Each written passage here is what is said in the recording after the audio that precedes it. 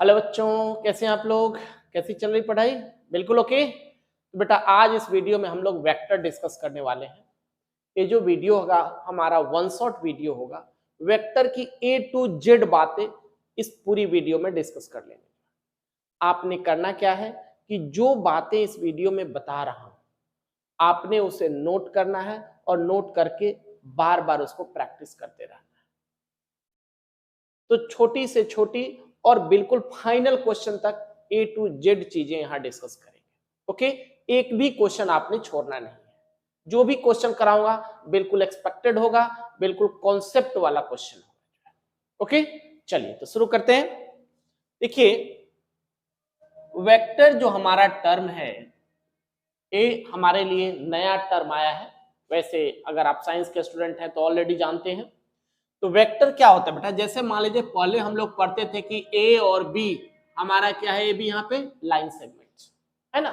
ए और B line segment है। हम इसे लिखते कैसे थे? हम लिख देते थे ए बी, ये लाइन सेगमेंट लिखते थे। तो यहां हमें नहीं पता कि हम ए से बी की तरफ जा रहे हैं और बी से ए की तरफ आ रहे हैं।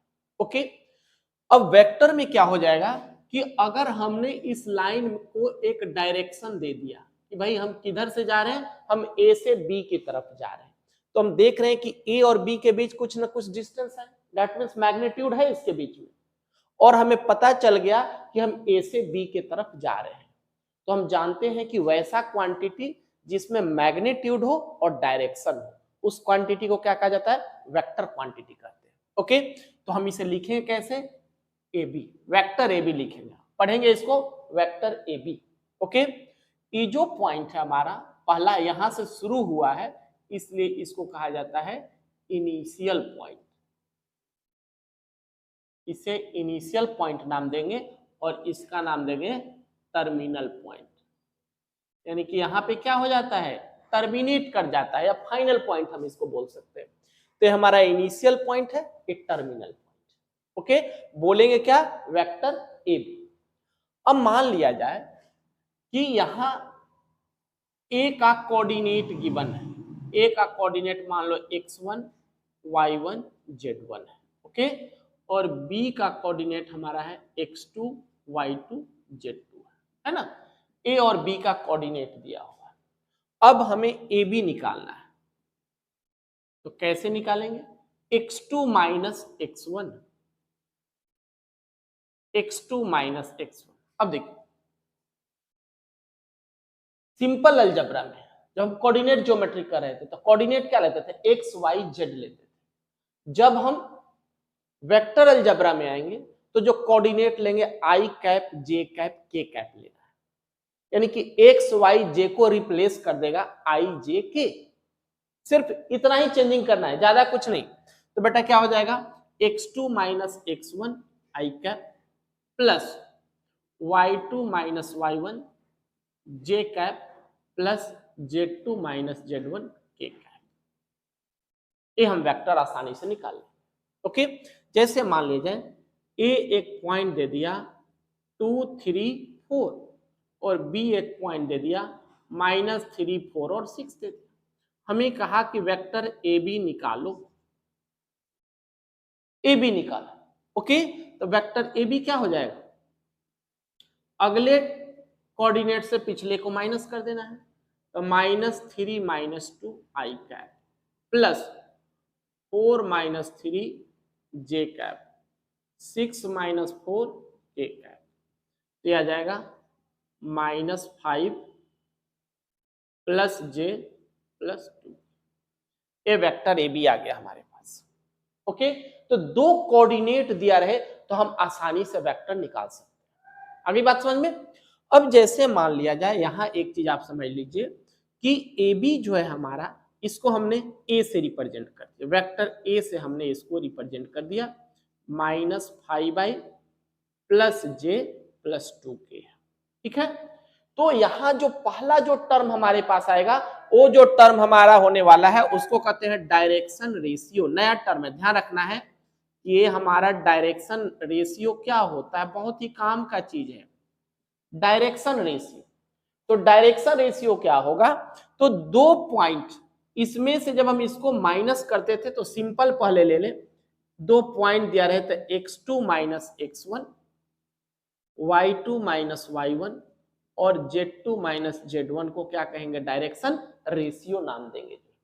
या हम कहें अगर कोई वेक्टर दिया हुआ है, एक कोऑर्डिनेट दिया हुआ है, तब अगर कोई वेक्टर दिया हुआ है तो लिख दें coefficient of i cap, j cap, k cap is known as direction ratio. अब ये जो क्वेश्चन आया है इसमें हमें इसका डायरेक्शन रेशियो निकालना है, तो क्या हो जाएगा, i j k का जो कोएफिशिएंट है ना, i j k का जो कोएफिशिएंट है वो डायरेक्शन रेशियो हो गया। तो क्या है डायरेक्शन रेशियो, -5 है ना, और 1 और 2। वेक्टर ए का डायरेक्शन रेशियो आ गया -5, 1 और 2, ठीक है। अच्छा, अगर सिर्फ कोऑर्डिनेट दिया रहता, यहां हमें कहता डायरेक्शन रेशियो निकालने के लिए, तो -3 में से 2 गया, क्या आ जाता, -5, 4 में से 3 जाता, क्या हो जाता, 1, और 6 में से 4 जाता, क्या हो जाता, 2। अरे बात समझ में, तो ये हमारा डायरेक्शन रेशियो। तो हमेशा याद रखिएगा कि किसी भी वेक्टर में i j k का जो कोएफिशिएंट है वही उसी को डायरेक्शन रेशियो कहते हैं। और हम जानते हैं कि i j k का कोएफिशिएंट कहां से आता है, x2 माइनस x1 i का कोएफिशिएंट हो जाता है, y2 माइनस y1 j का कोएफिशिएंट हो जाता है, और z2 माइनस z1 k का कोएफिशिएंट। तो अगर पॉइंट दिया है वहां से हम डायरेक्शन रेशियो निकाल लेंगे, अगर कोई वेक्टर दिया हुआ है वहां से हम डायरेक्शन रेशियो कैसे निकाल सकते हैं ये आपको देखना है। एक चीज अच्छे से समझ लीजिए, क्योंकि इसकी पूरी जरूरत वेक्टर और 3D में है ही है। हर पॉइंट पे डायरेक्शन रेशियो और डायरेक्शन कोसाइन हमें समझना पड़ेगा। ओके, तो ये आपने निकाल लिया कि डायरेक्शन रेशियो कैसे फाइंड आउट करेंगे। क्लियर हो गया? हाँ, ओके। अब देखिए एक दूसरा जो टर्म हमारे पास आएगा, अब क्या आएगा कि A और B हमारे पास दिया हुआ था, पॉइंट ले लेते हैं, एक दूसरा कोई पॉइंट ले लेते हैं। मान लीजिए A है -2 4 -3 और B है 5 0 -3। पहले वेक्टर AB निकाल दीजिए, AB निकाल दिया तो वेक्टर AB कितना आ गया, 5 + 2 7i -4j और -3 में से 3 चला जाए, ऐसा करते हैं, इसको दूसरा कुछ ले लेते हैं, -2 ले लेते हैं, -2 में से 3 जाएगा तो क्या जाएगा, k आ जाएगा, है ना। तो ये हमारा वेक्टर AB आ गया। ओके, तो वेक्टर तो निकालना आप सीख चुके हैं। यहां भी आपने देखा कि 2 पॉइंट दिया रहता है, वेक्टर कैसे निकालेंगे, कोई इशू नहीं। अब यहां देखिए एक नया टर्म आएगा, मैग्नीट्यूड। मैग्नीट्यूड, ओके, तो यहां बेटा मैग्नीट्यूड क्या होगा, ए और बी के बीच का डिस्टेंस, इसको क्या बोलेंगे, मैग्नीट्यूड। तो मैग्नीट्यूड का मतलब क्या रखना है, distance between A and B, A और बी के बीच का हम डिस्टेंस निकाल रहे हैं। तो यहां लिख दूं distance between A and B को क्या बोलते हैं, मैग्नीट्यूड। अब आप याद कीजिए 10th क्लास में 11th क्लास में हमने मैग्नीट्यूड यानी कि 2 पॉइंट के बीच का डिस्टेंस कैसे निकाला था, यह नहीं निकाला था कि मान लिया जाए पॉइंट था x1 y1 z1, है ना, दूसरा पॉइंट था x2 y2 z2। अब इसके बीच का अगर हमें डिस्टेंस निकालना होता था तो हम लोग क्या करते थे, ए बी क्या निकालते थे, x2 माइनस x1 का square plus y2 minus y1 का square plus z2 minus z1, है ना। तो सिर्फ नाम बदल गया है, जो वहां हम डिस्टेंस निकाल रहे थे तो उस डिस्टेंस फॉर्मूला का नाम यहां क्या दे देंगे, मैग्नीट्यूड हमने निकाला। याद कर लीजिए अच्छे से, जो वहां डिस्टेंस निकालते थे यही हमारा यहां किस नाम से जाना जाएगा, मैग्नीट्यूड के नाम से जाना जाए। तो मैग्नीट्यूड या डिस्टेंस बिटवीन 2 पॉइंट एक ही चीज होता है, कोई नई टर्म आपके लिए नहीं है, बिल्कुल भी परेशान नहीं होना है। तो हमें मैग्नीट्यूड निकालना है। अब मान लिया जाए मैग्नीट्यूड को हम ऐसे लिखते हैं, ए बी मॉड के अंदर दे देंगे, मॉडुलस में मैग्नीट्यूड लिख देते हैं।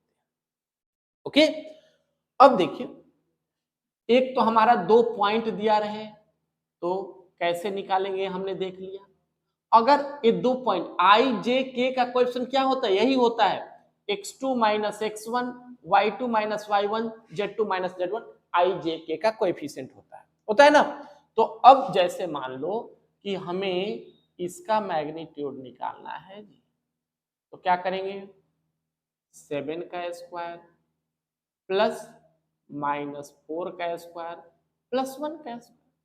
तो 7 का स्क्वायर कितना हो गया 49, 4 का स्क्वायर 16, 1 का स्क्वायर 1, तो कितना हो गया 1 और 6 7, 7 और 9 16, 16 2 और 4 6, 66 हमारा आ गया। ओके, तो ए आ गया ए बी का मैग्नीट्यूड। ओके, अगर आप डिस्टेंस भी यहां से निकालते हैं, डिस्टेंस फॉर्मूला आप अप्लाई करते तो क्या होता 5 प्लस 2 7 का स्क्वायर, 0 माइनस 4 का स्क्वायर और माइनस 2 प्लस 3 का स्क्वायर यानी कि 1 का स्क्वायर आ जाता ना। तो आप डायरेक्ट भी निकाल सकते हैं। तो मैग्नीट्यूड हमें निकालना हो तो मैग्नीट्यूड में x2 माइनस x1 का स्क्वायर, y2 माइनस y1 का स्क्वायर, z2 माइनस z1 का स्क्वायर रूट के अंदर आ जाएगा। अगर वेक्टर ऑलरेडी दिया हुआ है तो i के कोएफिशिएंट का स्क्वायर, j के कोएफिशिएंट का स्क्वायर, k के कोएफिशिएंट का स्क्वायर को रूट में डाल देंगे तो क्या आ जाएगा मैग्नीट्यूड आ जाएगा। या एक और बात कहें कि डायरेक्शन रेशियो का स्क्वायर, डायरेक्शन रेशियो का स्क्वायर रूट है ना, क्या हो गया मैग्नीट्यूड कहलाता है। ये हमारा डायरेक्शन रेशियो ही तो है, तो इसके स्क्वायर का सम कर देंगे तो जो आएगा हमारा मैग्नीट्यूड आ जाएगा। आगे बात समझ में। तो इस तरीके से हम मैग्नीट्यूड निकालेंगे। एक और क्वेश्चन हम लोग ले लेते हैं। अगर कोई वेक्टर दिया हुआ है 2i minus 4j plus 3k, अगर कहा गया कि a का मैग्नीट्यूड निकालो तो a का मैग्नीट्यूड क्या हो जाएगा 2 2 जा 4, 4 4 जा 16, 3 3 जा 9 रूट 29, a का मैग्नीट्यूड आ गया। ओके, तो आप आसानी से ए मैग्नीट्यूड निकाल सकते हैं। ठीक, तो पहला टर्म हमने देखा था कि डायरेक्शन रेशियो कैसे निकालेंगे, दूसरा टर्म देखा मैग्नीट्यूड कैसे निकालेंगे, पता चल गया। ओके, अब एक और टर्म हम लेंगे, वो हमारा अगला जो टर्म है उसको कहते हैं यूनिट वेक्टर। यूनिट वेक्टर, ठीक है। अब नाम से ही पता चले कि यूनिट वेक्टर क्या होता है। तो वैसा वेक्टर जिसका मैग्नीट्यूड 1 हो, वैसा वेक्टर जिसका मैग्नीट्यूड क्या हो 1 हो, जिसका मैग्नीट्यूड 1 हो जाए उस वेक्टर को यूनिट वेक्टर कहते हैं। इसको रिप्रेजेंट कैसे किया जाता है, एक कैप से। किसी वेक्टर के ऊपर अगर हमने कैप लगा दिया तो इसको समझ लेना है कि यूनिट वेक्टर को रिप्रेजेंट कर रहा है। कैसे फाइंड आउट करेंगे, तो वेक्टर ए अपॉन ए का मैग्नीट्यूड। अगर हमें यूनिट वेक्टर निकालना है तो किसी भी वेक्टर को उसके मैग्नीट्यूड से डिवाइड कर देना है, किसी भी वेक्टर को उसके मैग्नीट्यूड से डिवाइड कर देना है, जो आएगा यूनिट वेक्टर कहा जाएगा।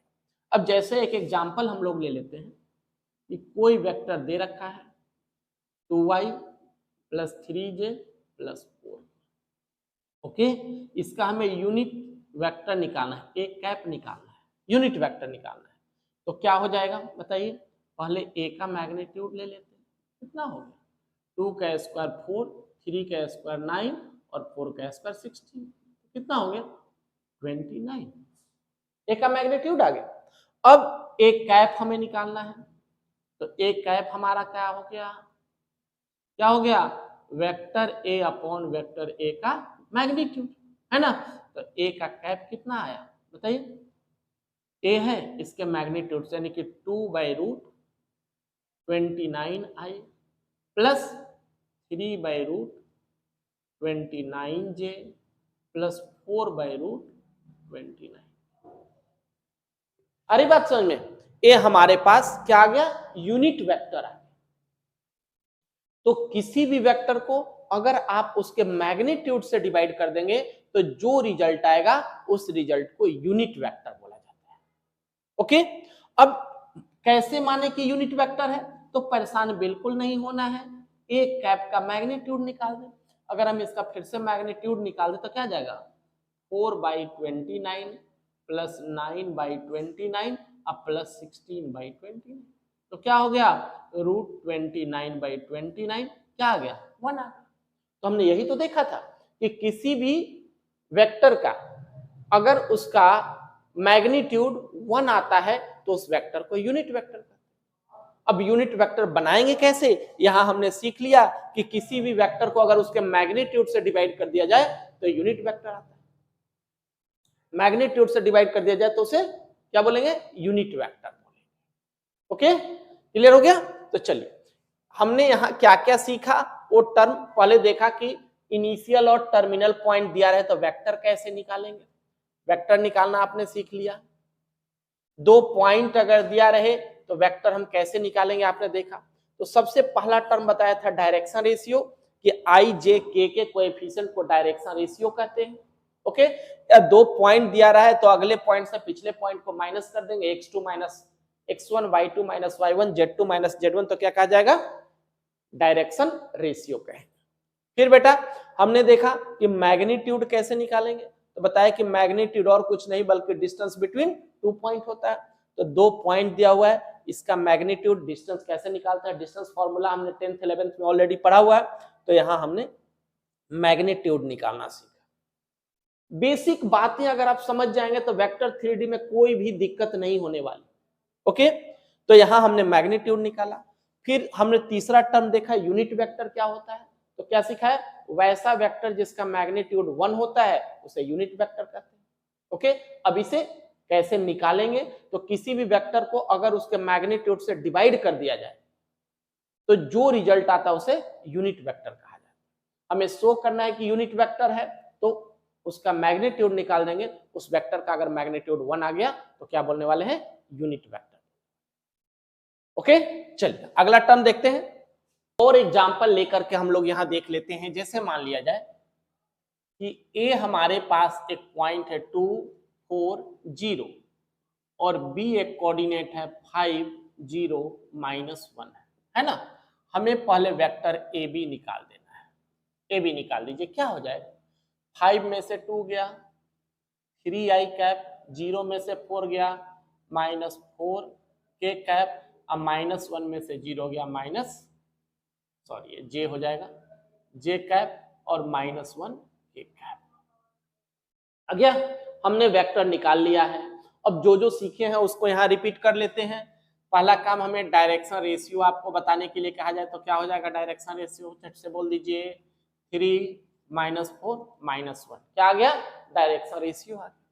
अब हमसे कहा जाए कि ए बी का मैग्नीट्यूड निकाल दो, तो मैग्नीट्यूड क्या हो जाएगा 3 का स्क्वायर -4 का स्क्वायर और -1 का स्क्वायर, यही ना।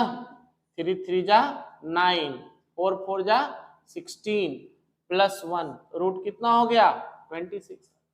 तो मैग्नीट्यूड हमने निकाला। कहा कि यूनिट वेक्टर निकालो, तो ए बी को मान लेते हैं, इसको ए मान लेते हैं। इसका यूनिट वेक्टर अगर हमको निकालना है तो क्या हो जाएगा, किसी भी वेक्टर को उसके मैग्नीट्यूड से डिवाइड कर देना है।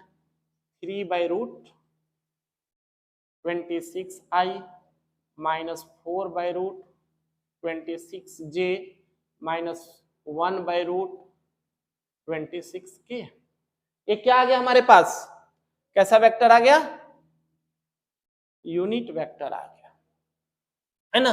कि किसी भी वेक्टर को उसके मैग्नीट्यूड से डिवाइड कर दिया तो यूनिट वेक्टर आ गया। अब यूनिट वेक्टर का अगर आप मैग्नीट्यूड निकालेंगे तो कितना आना चाहिए 1, तो कितना आ जाएगा बता दीजिए 3 3 जा 9/26 +4 4 जा 16/26 +1 1 जा 1/26, कितना आया 26/26 इक्वल टू। ओके, तो यहां जो भी बातें हमने सीखना है बिल्कुल क्लियर करते चलना है कि वेक्टर कैसे निकालेंगे, डायरेक्शन रेशियो कैसे निकालेंगे, यूनिट वेक्टर कैसे निकालेंगे, मैग्नीट्यूड कैसे निकालेंगे, इतनी बातें हमने सीख ली। ओके, चलिए अब अगला जो टर्म हमें सीखने वाले हैं उसको कहते हैं डायरेक्शन कोसाइन। डायरेक्शन कोसाइन, ठीक है, डायरेक्शन कोसाइन डीसी। तो बेटा डायरेक्शन कोसाइन हमारा कैसे निकलेगा, तो यूनिट वेक्टर में ध्यान दीजिएगा, यूनिट वेक्टर में आई जे के का जो कोएफिशिएंट होता है उसे डायरेक्शन कोसाइन करते हैं, या अगर हम डायरेक्शन रेशियो को उसके मैग्नीट्यूड से डिवाइड कर दें तो जो रिजल्ट आएगा उसे डायरेक्शन कोसाइन कहेंगे। तो डायरेक्शन कोसाइन क्या कहा कि कोएफिशिएंट ऑफ यूनिट वेक्टर, है ना, कोएफिशिएंट ऑफ यूनिट वेक्टर। और दूसरा चीज हम इसको क्या कर सकते हैं कि divide direction ratio by magnitude. एक ही बात है ना, यही ना होता है। यूनिट वेक्टर में हम क्या करते हैं, डायरेक्शन रेशियो को मैग्नीट्यूड से डिवाइड कर देते हैं। तो ये दो चीजें समझ लेना अच्छे तरीके से। अब जैसे मान लिया जाए एक क्वेश्चन हम लोग फिर से यहां ले लेते हैं, या इसी क्वेश्चन को देख लेते हैं। अब देखिए वेक्टर ए हमने क्या निकाला था, यही था 3i माइनस 4j और माइनस के, यही था ना, ये आपने वेक्टर ए निकाला था। अब बेटा अगर हम इसमें क्या कहें कि आपने यूनिट वेक्टर भी यहां निकाल रखा है, यूनिट वेक्टर कहां निकाला, यही आ गया 3/√26i minus 4/√26j minus 1/√26k, यही ना है। तो यहां पहले आपने वेक्टर निकाला फिर यूनिट वेक्टर निकाला। तो क्या सिखाया, वेक्टर के कोएफिशिएंट को डायरेक्शन रेशियो कहेंगे। तो डायरेक्शन रेशियो क्या है, 3 - 4 - 1, हमने देख लिया था डायरेक्शन रेशियो 3 - 4 - 1। अब यहाँ पे डायरेक्शन कोसाइन, तो डायरेक्शन कोसाइन क्या हो जाएगा 3/√26 माइनस 4/√26 माइनस 1/√, ये हमारा डायरेक्शन कोसाइन। ठीक है, तो सिंपल वेक्टर में आई जे के कोएफिशिएंट को डायरेक्शन रेशियो कहेंगे और यूनिट वेक्टर में आई जे के कोएफिशिएंट को डायरेक्शन कोसाइन कहेंगे। अब मुझे लगता है बिल्कुल क्लियर हो चुका होगा कि डायरेक्शन रेशियो क्या होता है, डायरेक्शन कोसाइन क्या होता है। इसकी जरूरत हमें इन दोनों चैप्टर में हर जगह है, चाहे 3D हो या वेक्टर हो, दोनों इंटर रिलेटेड चैप्टर है, इसलिए बार बार डायरेक्शन रेशियो और डायरेक्शन कोसाइन पे जोर दे रहा हूं, आपको अच्छे से समझ लेना है। तो बेटा कि हमारा डायरेक्शन कोसाइन हो चुका है। ठीक, चल आगे बढ़ते हैं। अगला जो हम लोग यहां टर्म सीखने वाले हैं वो क्या है, उसका है कॉलिनियर या पहले पैरेलल वेक्टर। पैरेलल वेक्टर, दो वेक्टर पैरेलल कब होता है, तो दो वेक्टर पैरेलल कब होगा बताइए, अगर उसका डायरेक्शन रेशियो प्रोपोर्शनल हो। If direction ratio of two vectors are proportional.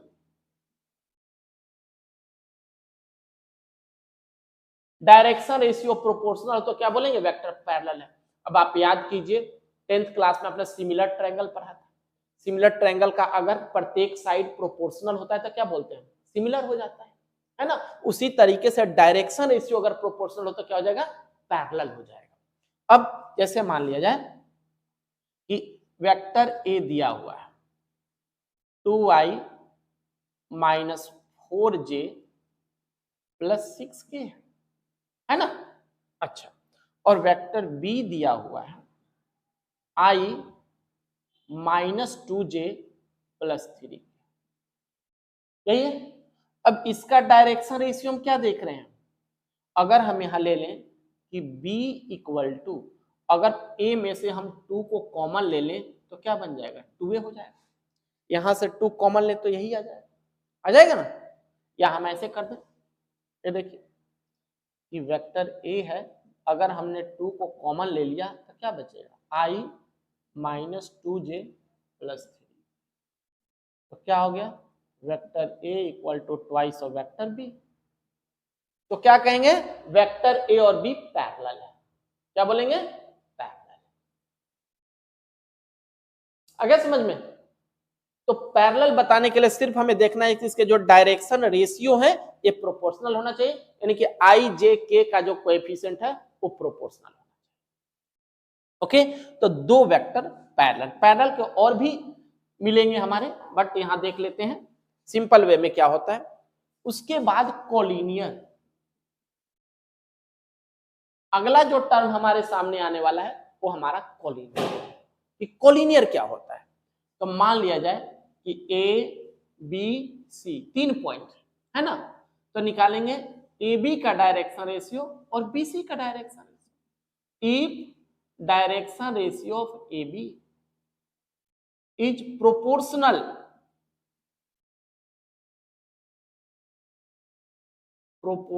To direction ratio of B C. A B का डायरेक्शन रेशियो यानी कि बी में से ए को माइनस कर देंगे और सी में से बी को माइनस कर देंगे, तो ए बी का डायरेक्शन रेशियो और बी सी का डायरेक्शन रेशियो प्रोपोर्शनल हो तो कहेंगे कि ए बी सी तीनों के तीनों कोलिनियर है। सिंपल। तो पैरेलल निकालने के लिए डायरेक्शन रेशियो प्रोपोर्शनल कर देना। अब यहां पे 3 पॉइंट हमारा दिया हुआ है, इसको कोलिनियर प्रूव करना है, तो ए बी का डायरेक्शन रेशियो और बी सी का डायरेक्शन रेशियो को क्या करना है, प्रोपोर्शनल बना देना है। अगर ए बी और बी सी का डायरेक्शन रेशियो प्रोपोर्शनल आ गया तो क्या बन गया, कोलिनियर, राइट। तो कोलिनियर के लिए अलग कुछ नहीं करना, पैरेलल के लिए अलग कुछ नहीं करना, वेक्टर से ही ये सारी चीजें आपके सामने क्लियर हो जाएगी। क्लियर हो गया।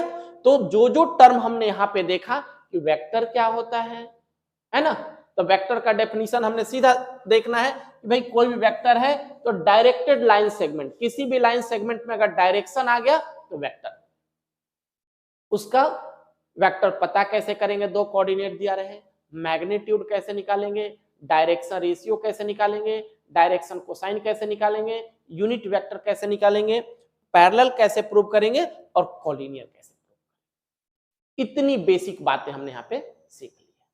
ठीक है, चलिए आगे देखते हैं और क्या है। अब देखिए, अब यहां पे जो हमें दूसरा जो टर्म देखना है वो हमारा डॉट प्रोडक्ट, डॉट प्रोडक्ट है ना। दो वेक्टर है,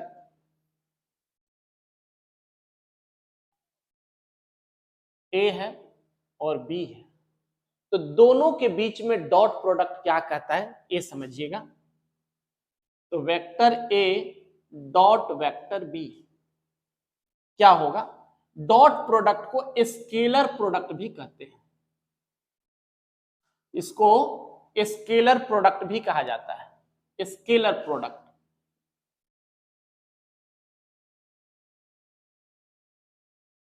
स्केलर प्रोडक्ट भी कहेंगे या डॉट प्रोडक्ट कहेंगे।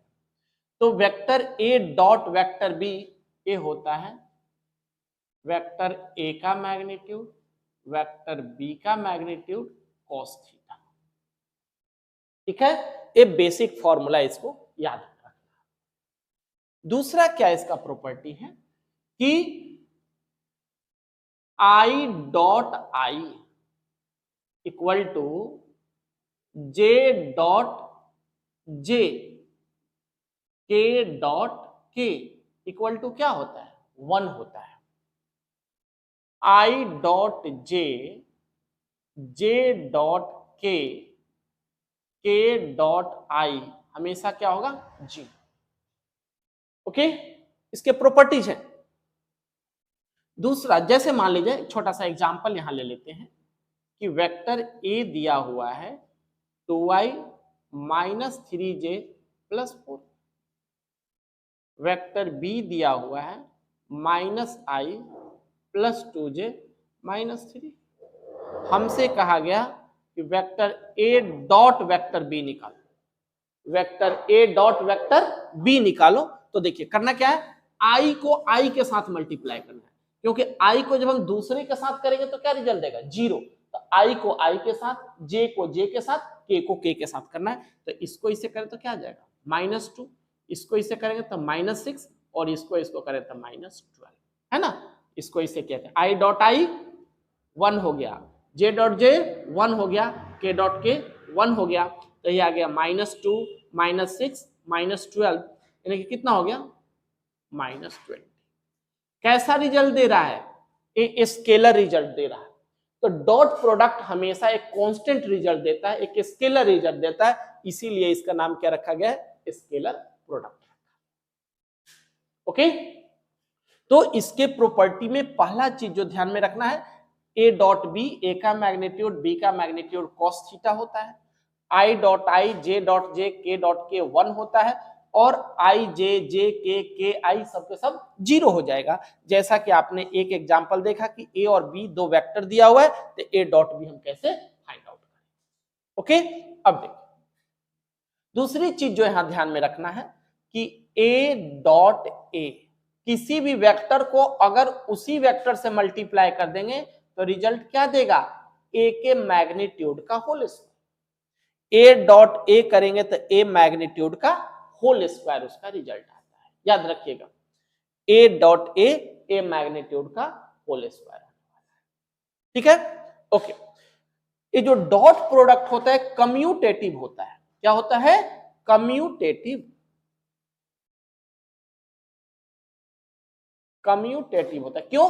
क्योंकि हम ए रिजल्ट तो कांस्टेंट देना है, ए डॉट बी करे बी डॉट ए करे, कांस्टेंट रिजल्ट तो कभी बदलेगा नहीं, तो ए हमारा कम्यूटेटिव होता है, यानी कि ए डॉट बी करें या बी डॉट ए रखें, दोनों का रिजल्ट क्या आएगा?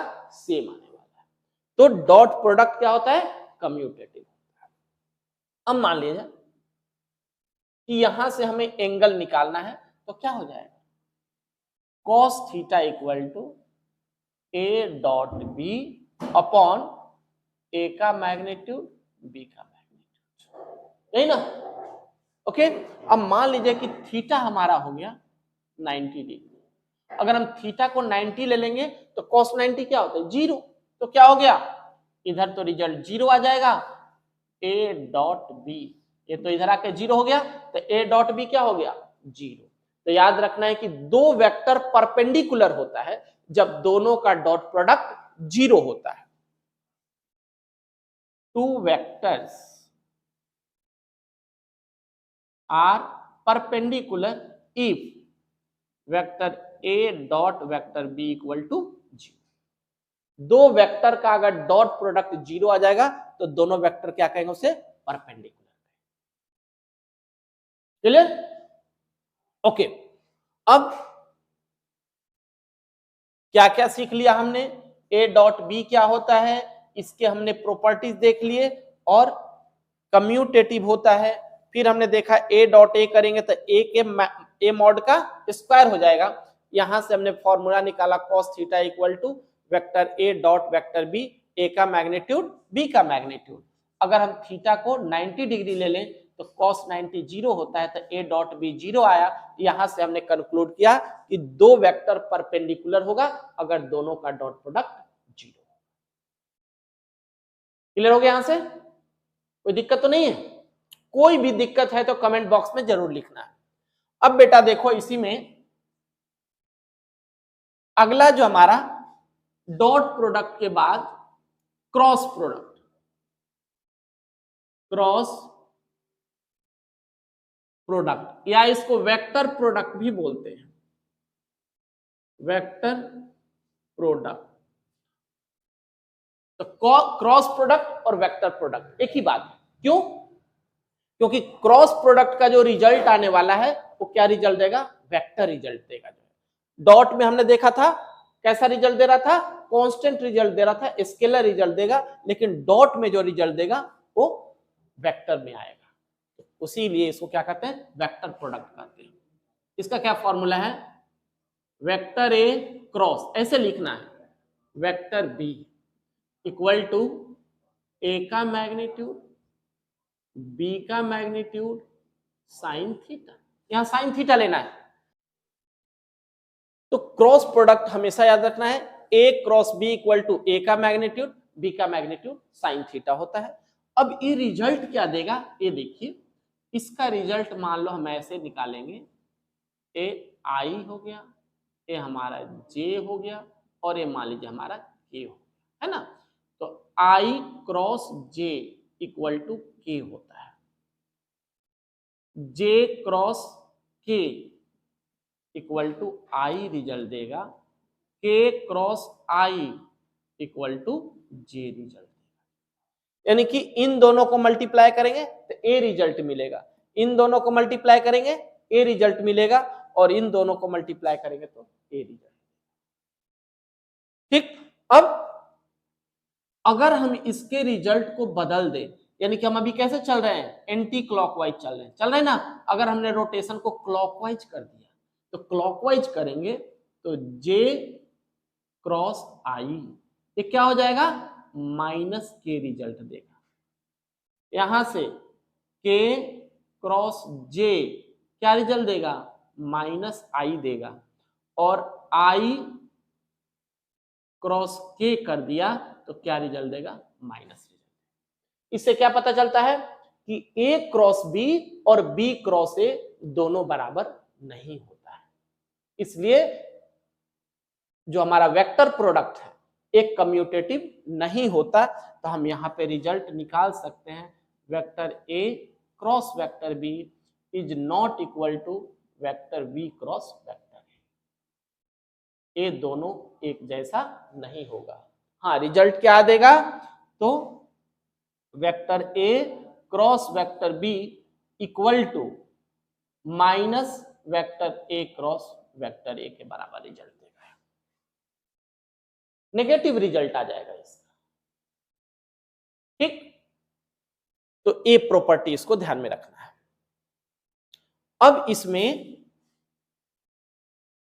आगे बढ़े तो क्या हो जाएगा, I cross I equal to J cross J equal to K cross K. ये क्या होगा, जीरो, ये जीरो रिजल्ट देगा। आई क्रॉस आई, जे क्रॉस जे, के क्रॉस के रिजल्ट जीरो देता है। तो यहां से हमने कंक्लूड किया vector A cross vector A zero. दो वेक्टर का क्रॉस प्रोडक्ट किया जाए तो क्या हो जाता है, जीरो हो जाता है। अब क्यों होता है इस पर हम लोग आएंगे। ओके, अब देखिए कि हम वेक्टर निकालें कैसे, क्रॉस प्रोडक्ट निकालें कैसे। तब देखिए वेक्टर ए मान लेते हैं a1 i plus a2 j plus a3 k, है ना। यहां आपने वेक्टर बी मान लिया b1 i plus b2 j plus b3, है ना। अब आपने करना क्या है, vector A cross vector B निकालना। तो आपने याद कीजिए डिटर्मिनेंट आपने अच्छे से पढ़ा हुआ है। अगर डिटर्मिनेंट में कोई परेशानी है तो डिटर्मिनेंट का वीडियो हमने बना रखा है, उस वीडियो का एक बार आप देख लेंगे तो ये छोटी छोटी परेशानी अपने आप दूर हो जाएगी जो है। ओके, तो बेटा ए क्रॉस बी में क्या लिख देना है, आई जे के, फिर वेक्टर ए का coefficient a1 a2 a3 b1 b2 b3।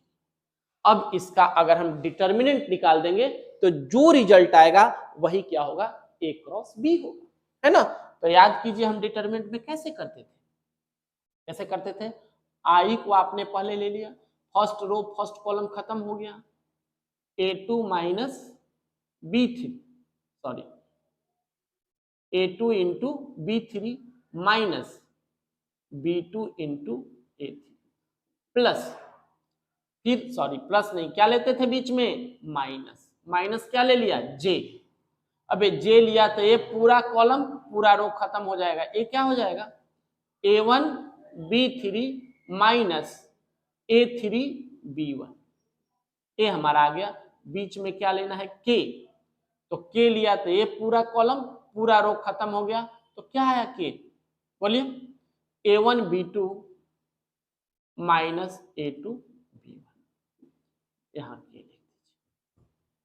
ठीक है, तो दो वेक्टर को अगर हम मल्टीप्लाई करेंगे यानी कि क्रॉस प्रोडक्ट करेंगे तो पहले क्या लिख देना, आई जे के, उसके बाद a1 a2 a3 b1 b2 b3, और उसके बाद इसका डिटर्मिनेंट निकाल देना। ठीक है, क्लियर हुआ।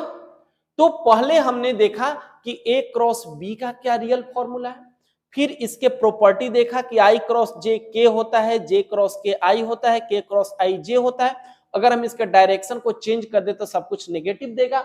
और हमने यहाँ पे कंक्लूड किया a cross b is not equal to b cross a cross b किसके बराबर होता है, माइनस b क्रॉस a के बराबर। फिर हमने देखा i cross i, j cross j, k cross k किसके बराबर होता है, 0 के बराबर होता है। और कंक्लूड किया कि दो वेक्टर को अगर मल्टीप्लाई किया जाए सेम ही से, यानी कि वेक्टर a को वेक्टर a से मल्टीप्लाई किया जाए तो क्या हो जाएगा, रिजल्ट देगा 0। क्यों होगा ऐसा, तो अब देखिए यहां हम डिटरमिनेंट निकाल देते हैं, वेक्टर a है, यहां भी अगर हम वेक्टर a लेते तो a1 a2 a3, यहां भी क्या आ जाता है, a1 a2 a3 आ जाता।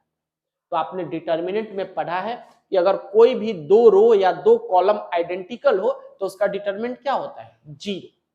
अगर डिटरमिनेंट 0 होता है तो वेक्टर भी रिजल्ट क्या देगा, 0 देगा। ओके, तो इसलिए vector a cross vector a 0 result. Clear है। अब देखते हैं कि इसका एप्लीकेशन हम कहां पे यूज करेंगे, कहां कहां इसकी हमें जरूरत पड़ेगी। ओके, तो देखिए पहला हम क्या करते हैं, area of triangle, area of triangle निकालते हैं। अब मान लिया जाए कि एक ट्रायंगल दिया हुआ है ना, ABC नाम दे दीजिए, इसका ए है वेक्टर a और यह है वेक्टर b। ठीक है, तो एरिया ऑफ ट्रायंगल ABC क्या होगा, half vector a cross vector b का magnitude, half vector a cross vector b का मैग्नीट्यूड एरिया ऑफ ट्रायंगल। ठीक, उसी तरह से हमें निकालना है एरिया ऑफ पैरेललोग्राम। पैरेललोग्राम अगर हमारे पास दिया रहे कोई भी, ये मान लीजिए हमारे पास एक पैरेललोग्राम दे रखा है, इस साइड का वेक्टर a ले लिया और इसका वेक्टर b ले लिया, है ना, दो अलग अलग साइड हमने ले लिया। तो बताइए इसका क्या होगा एरिया, तो इसका एरिया हो जाएगा क्या, vector a cross vector b का magnitude, vector a cross vector b का मैग्नीट्यूड। अगर इन दोनों का क्रॉस प्रोडक्ट करके उसका मैग्नीट्यूड निकाल देंगे तो जो आएगा पैरेललोग्राम का एरिया होगा। तो इसका एप्लीकेशन हम दो जगह यूज करते हैं, ट्रायंगल का एरिया निकालने के लिए, half vector a cross vector b का मैग्नीट्यूड, पैरेललोग्राम का एरिया निकालने के लिए vector a cross vector b का मैग्नीट्यूड। ओके, एक क्रॉस प्रोडक्ट क्या होता है और क्या रिजल्ट देता है, ये आपने यहां पे देखा। क्लियर है। अब हम इसका एप्लीकेशन पढ़ेंगे और किस किस तरह के क्वेश्चंस हमारे एग्जाम में आ सकते हैं उसको देखें। बेसिक कॉन्सेप्ट हमने डिस्कस कर लिया है, अब जो मोस्ट एक्सपेक्टेड क्वेश्चन है उन सारे क्वेश्चन को देखना है। ठीक है, तो जितने भी क्वेश्चन करा रहा हूं हर क्वेश्चन का प्रैक्टिस कर जाइए। फर्स्ट क्वेश्चन है हमारा, वेक्टर a और वेक्टर b गिवन है और बताना है कि a plus b a minus b perpendicular होता है, परपेंडिकुलर होगा। तो हम ऑलरेडी जानते हैं कि दो वेक्टर परपेंडिकुलर कब होता है, जब दोनों का क्रॉस प्रोडक्ट 0 होता है। यही बताया था, नहीं क्या बताया था, जब दोनों का डॉट प्रोडक्ट 0 होता है, यही ना। तो दो वेक्टर परपेंडिकुलर होगा जब दोनों का डॉट प्रोडक्ट 0 होगा। तो पहले डॉट प्रोडक्ट निकालेंगे, तो मान लीजिए कि वेक्टर c नाम दे दीजिए, vector a plus vector b हमने निकाल लिया। तो बेटा दोनों को ऐड कर दो, तो 5 1 कितना हो गया 6i और माइनस j और प्लस 3 तो कितना आ गया 2j, माइनस 3 और माइनस 5 माइनस 8 निकाल लिया। फिर हमने वेक्टर d नाम दे दिया किसको, vector a minus vector b को। अब a में से b माइनस कीजिए, 5i में से i चला जाए कितना आ जाएगा 4i, माइनस j और माइनस 3j, माइनस 4j आ गया, माइनस 3 और प्लस 5 तो कितना आ गया 2k आ गया। ठीक है, अब हमने a प्लस b निकाल दिया है और a माइनस b निकाल दिया।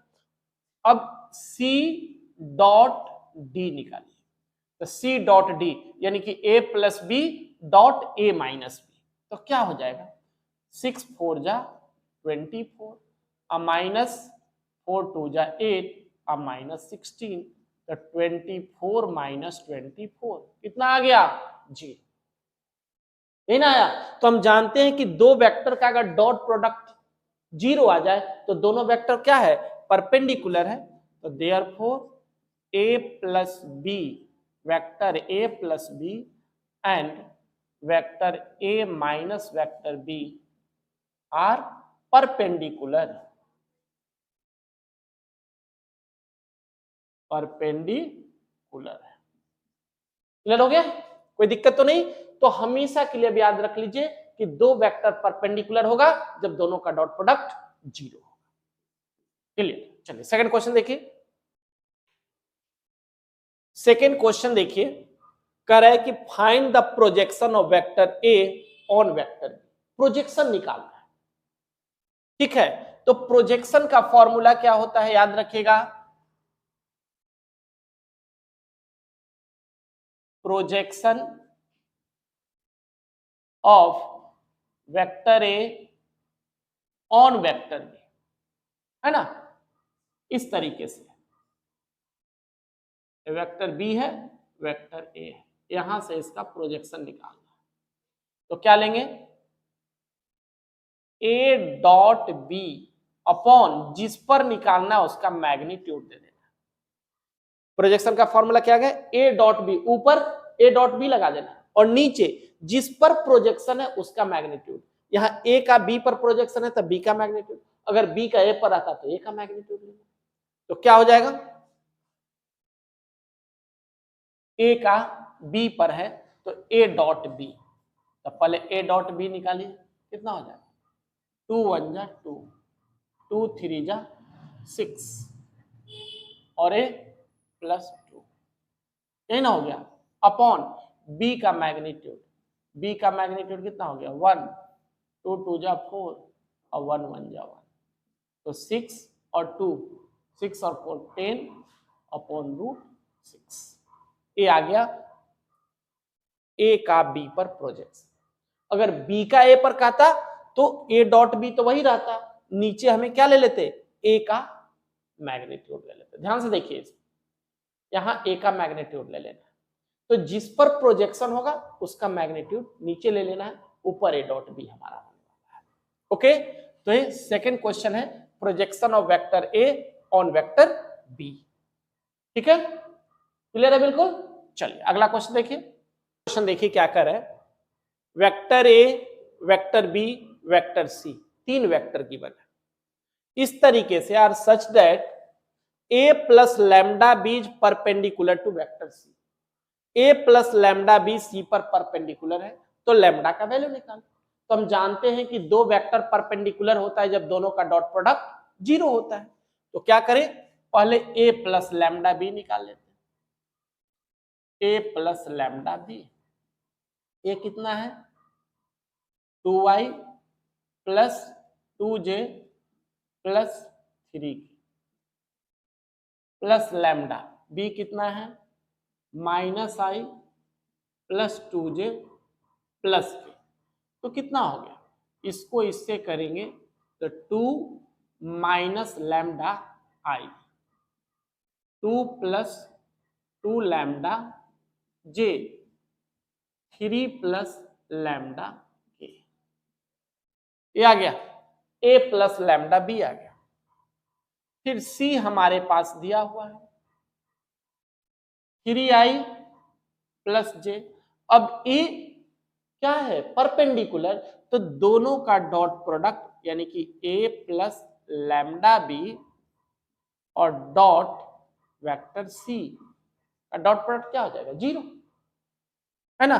तो डॉट प्रोडक्ट कर दीजिए, तो देखिए आई को आई के साथ करते हैं तो क्या हो जाएगा 3 2 माइनस लैम्डा, और जे को जे के साथ करते हैं तो जे कितना है 1 2 प्लस 2 लैम्डा, इसको इसे कर देंगे इक्वल टू के तो है नहीं तो ये तो 0 ही हो जाएगा। तो क्या बना 6 minus 3 lambda plus 2 lambda equal to 0, तो 6 और 2 कितना हो गया 8 माइनस लैम्डा इक्वल टू 0, तो लैम्डा का वैल्यू कितना आ गया 8 आ गया। बोलिए क्लियर। चलिए अगला क्वेश्चन देखिए, फोर्थ क्वेश्चन देखिए क्या करें, A B C are unit vector. तो यूनिट वेक्टर क्या होता है, जिसका मैग्नीट्यूड 1 होता है। तो हम लिख सकते हैं वेक्टर ए का मैग्नीट्यूड, वेक्टर बी का मैग्नीट्यूड और वेक्टर सी का मैग्नीट्यूड क्या है, 1 है। Such that A plus B plus C equal to 0, यानी कि vector A plus vector B plus vector C equal to क्या दिया हुआ है, 0 या 0 वेक्टर है मान लीजिए। ओके, तो अब हमें किसका वैल्यू निकालना है, A dot B, B dot C, C dot A का वैल्यू निकालना है। तो ए डॉट बी तभी होगा जब ए और बी मल्टीप्लाई। तो हम ऐसा करें कि vector A plus vector B plus vector C dot, इसी को फिर से इसी से मल्टीप्लाई करते हैं, vector A plus vector B plus vector C equal to 0 dot vector A plus vector B plus vector C. तो ए को ए से करेंगे तो क्या आ जाएगा, बोलिए, ए डॉट ए है ना, और ए हो जाएगा A dot B, A dot C. हम जानते हैं कि डॉट प्रोडक्ट क्या होता है, कम्यूटेटिव होता है, तो आगे पीछे लिखने में कोई इशू नहीं है। इसको क्या लिखेंगे, vector A dot B plus B को बी से करेंगे, vector B dot vector B, vector B dot vector C plus vector B dot A, C dot A, C dot B, C dot C equal to क्या होगा, 0। तो A dot ए क्या होता है, A का मैग्नीट्यूड का स्क्वायर, यही ना। अब देखिए ए डॉट बी यहां भी है और ए डॉट बी यहां भी है, तो क्या लिख सकते हैं, twice A dot B plus twice A dot C, है ना, plus twice C dot A. अब बी डॉट बी करेंगे तो क्या होगा, वेक्टर बी का मैग्नीट्यूड का स्क्वायर और वेक्टर सी के मैग्नीट्यूड का स्क्वायर, यही ना हो जाएगा। तो ए का मैग्नीट्यूड, बी का मैग्नीट्यूड, सी का मैग्नीट्यूड क्या है, 1, तो 1 हो गया, 1 हो गया, 1 हो गया और ये 2 A dot B, B dot C सब है, तो मैं लिख सकते हैं 2 A dot B plus B dot C plus C dot A, sorry plus 1 1 1 3 equal to 0। तो vector A dot vector B, B dot vector C, C dot vector A equal to -3/2। ये हमारा रिजल्ट आ गया। बहुत ही important question है। Okay, चलिए आगे बढ़ते हैं, नेक्स्ट क्वेश्चन देखिए। क्वेश्चन नंबर 5 देखिए क्या कर रहा है vector A vector B given है, करें कि find a unit vector perpendicular to each of the vector A plus B A minus B. हमें एक वैसा वेक्टर निकालना है जो a प्लस बी और a माइनस बी पर परपेंडिकुलर है। ओके, तो हमेशा याद रखिए कि क्रॉस प्रोडक्ट का जो वेक्टर आता है, जब हम a क्रॉस b निकालते हैं तो एक वैसा वेक्टर आता है जो a और b दोनों पर परपेंडिकुलर होता है। तो इसका मतलब क्या हुआ कि हम a प्लस बी और a माइनस बी निकाले और फिर जो रिजल्ट आता है उसका क्रॉस प्रोडक्ट निकाले। उस क्रॉस प्रोडक्ट से जो वेक्टर निकल करके आएगा इन दोनों वेक्टर पर क्या होगा, परपेंडिकुलर होने वाला। ओके, तो क्या करें कि मान लिया जाए कि vector A plus vector B आपने ले लिया, ए और बी को ऐड करें तो कितना हो जाएगा, 2i plus 3j plus 4k, है ना। इसका नाम वेक्टर सी दे देते हैं। और फिर हमने vector A minus vector B निकाला, ए में से बी को अगर आप माइनस करते हो तो क्या आ जाएगा, 0 माइनस जे माइनस 2k, इसका नाम हमने डी दे दिया। तो ए प्लस बी हम निकाल रखे हैं और ए माइनस बी हमने निकाल रखा है। अब हमें वैसा वेक्टर निकालना है जो ए प्लस बी और ए माइनस बी दोनों पर परपेंडिकुलर है। तो क्या करेंगे, यहां आपने C क्रॉस D निकाल देना है। तो C क्रॉस D याद कीजिए कैसे निकालते थे, I J K ले लेना है, और C कितना आया हुआ है 2 3 4, और D कितना है 0 -1 और -2। ये वेक्टर आपका आ गया। ओके, अब इसका डिटर्मिनेंट निकाल देते, देखिए I तो यूं ही रह जाएगा, first row first column, -6 + 4, minus क्या आ जाएगा J, कॉलम और रो चला गया तो -8, सॉरी 2 2 जा 4 ना, -4 -0 हो गया, प्लस K, A गया और A गया, -2 -0, तो कितना हो जाएगा -2I प्लस 4J -2K, इन हो गया।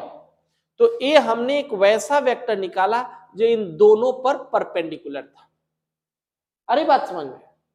अब इसका नाम मान लीजिए थोड़ी देर के लिए हमने P रख दिया, वेक्टर P आ गया। अब यहां क्या कहे, फाइंड द यूनिट वेक्टर।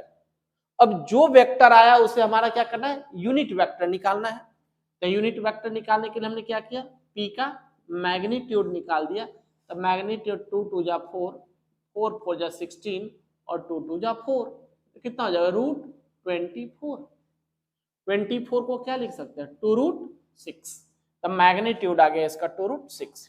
अब हमें P का क्या निकालना है, यूनिट वेक्टर निकालना है, P कैप निकालना है। तो P कैप इक्वल टू क्या आ जाएगा, vector P upon vector P का मैग्नीट्यूड, यही ना हो जाएगा। तो P अपॉन P का magnitude -2 upon 2√6 I plus 4 upon 2√6 J -2 upon 2√6 किया। ओके, अगर हम इसको कैंसिल करना चाहते हैं तो ये तो कट जाएगा, क्या आ जाएगा -√6I, 2 2 जा प्लस 2 2 जा 4 हो गया, 2/√6 J -1/√6 K, यही ना होगा। यस, तो एक ऐसा हमारे पास यूनिट वेक्टर आया जो उन दोनों पर परपेंडिकुलर था। यही बात समझ में।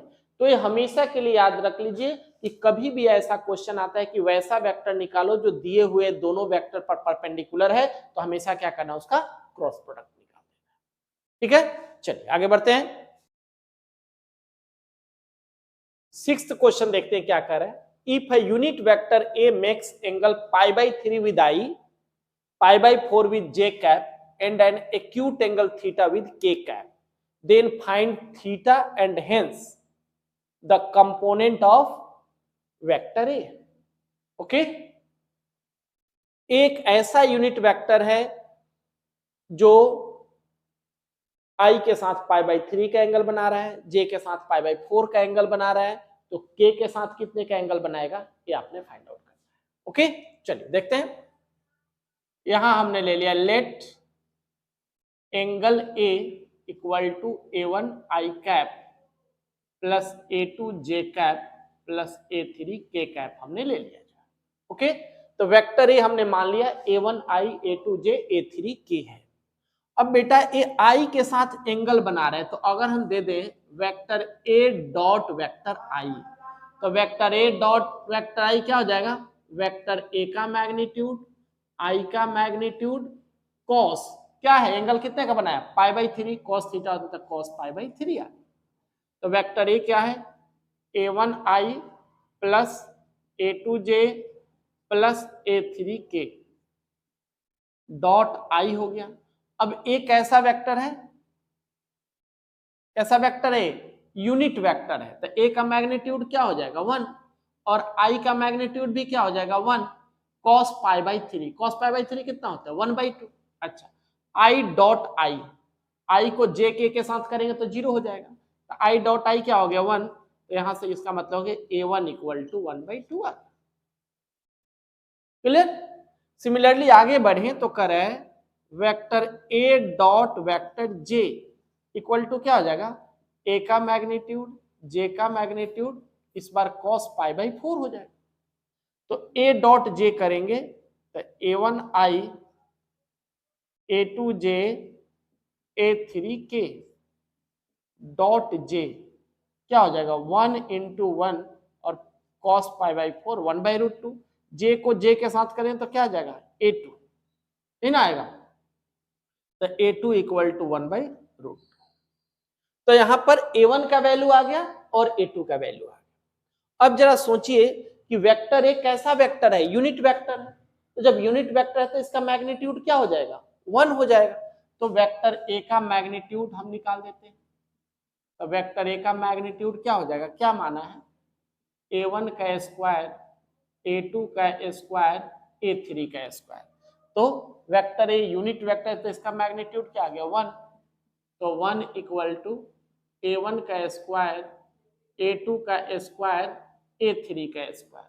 अब स्क्वायरिंग कर दिया जाए तो a1 का स्क्वायर a2 का स्क्वायर a3 का स्क्वायर इक्वल टू 1।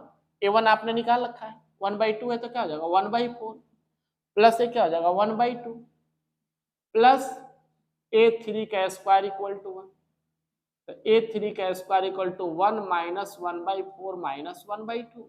एलसीएम लेते कितना आ गया 4, 4 माइनस 1 माइनस 2 यानी कि 1/4। तो a3 कितना हो जाएगा 1/2, है ना। एक्यूट एंगल है तो माइनस में लेने की जरूरत हमें नहीं है। तो ये हमारा 1/2 आ गया, ठीक है। तो a3 आपके पास निकल चुका है। अब बेटा a3 अब हमें k के साथ एंगल बनाना है। ध्यान दीजिए किसके साथ एंगल बनाना है k के साथ। तो vector a dot vector k equal to क्या हो गया a का मैग्नीट्यूड k का मैग्नीट्यूड cos थीटा। तो a क्या हो गया a1i plus a2j plus a3k dot k a कितना हो जाएगा cos थीटा। तो किससे मल्टीप्लाई होगा a3 equal to cos theta. a3 कितना हमारा आया हुआ 1/2, तो 1/2 इक्वल टू cos थीटा। तो बताइए थीटा कितना हो जाएगा π/, थीटा हमारा 60 डिग्री आ गया। cos में 1/2 कहाँ होते हैं 60 पे, तो थीटा हमारा 60 डिग्री। तो इस तरीके से आपने a1 a2 a3 तीनों के कंपोनेंट को निकाल लिया है। ओके, अब हमें क्या निकालना है वेक्टर ए। ये भी कह रहा था वेक्टर ए बताओ। तो वेक्टर ए क्या था a1i a2j a3k। तो a1 आपने कितना निकाला 1/2i प्लस a2 कितना निकाला 1/√2j और a3 कितना निकाला आपने 1/2k। ए का कंपोनेंट आ गया। बहुत ही प्यारा सा क्वेश्चन, क्लियर। कोई दिक्कत है तो बताना है। तो पहले हमने वेक्टर ए मान लिया, फिर जो उसका कंडीशन दिया हुआ था यहां से a1 a2 आ गया, दिया हुआ था कि यूनिट वेक्टर है तो इसका मैग्नीट्यूड 1 करके सारे कंपोनेंट आ गए और वेक्टर ए आपने। ओके, चलिए अगला क्वेश्चन देखते हैं। 7th क्वेश्चन देखिए क्या कह रहा है। A B C are 3 vector such that vector A का मैग्नीट्यूड 3 है, बी का मैग्नीट्यूड 4 है और सी का मैग्नीट्यूड 5 है, and each one of them being perpendicular to the sum of the other two, then find vector A plus vector B plus vector C का magnitude हमें निकालना है। ओके, तो करें कि each one of them being perpendicular to the sum of other.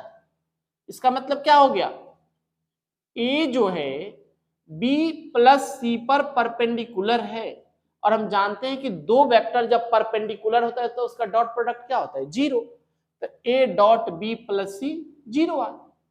उसी तरह B क्या है ए और सी पर परपेंडिकुलर है तो बी डॉट ए प्लस सी क्या हो गया 0। और फिर सी जो है ए और बी पर परपेंडिकुलर है तो C dot A plus B equal to क्या आ गया 0। ओके, एक कंडीशन आ गया। ए बी सी का मैग्नीट्यूड गिवन है।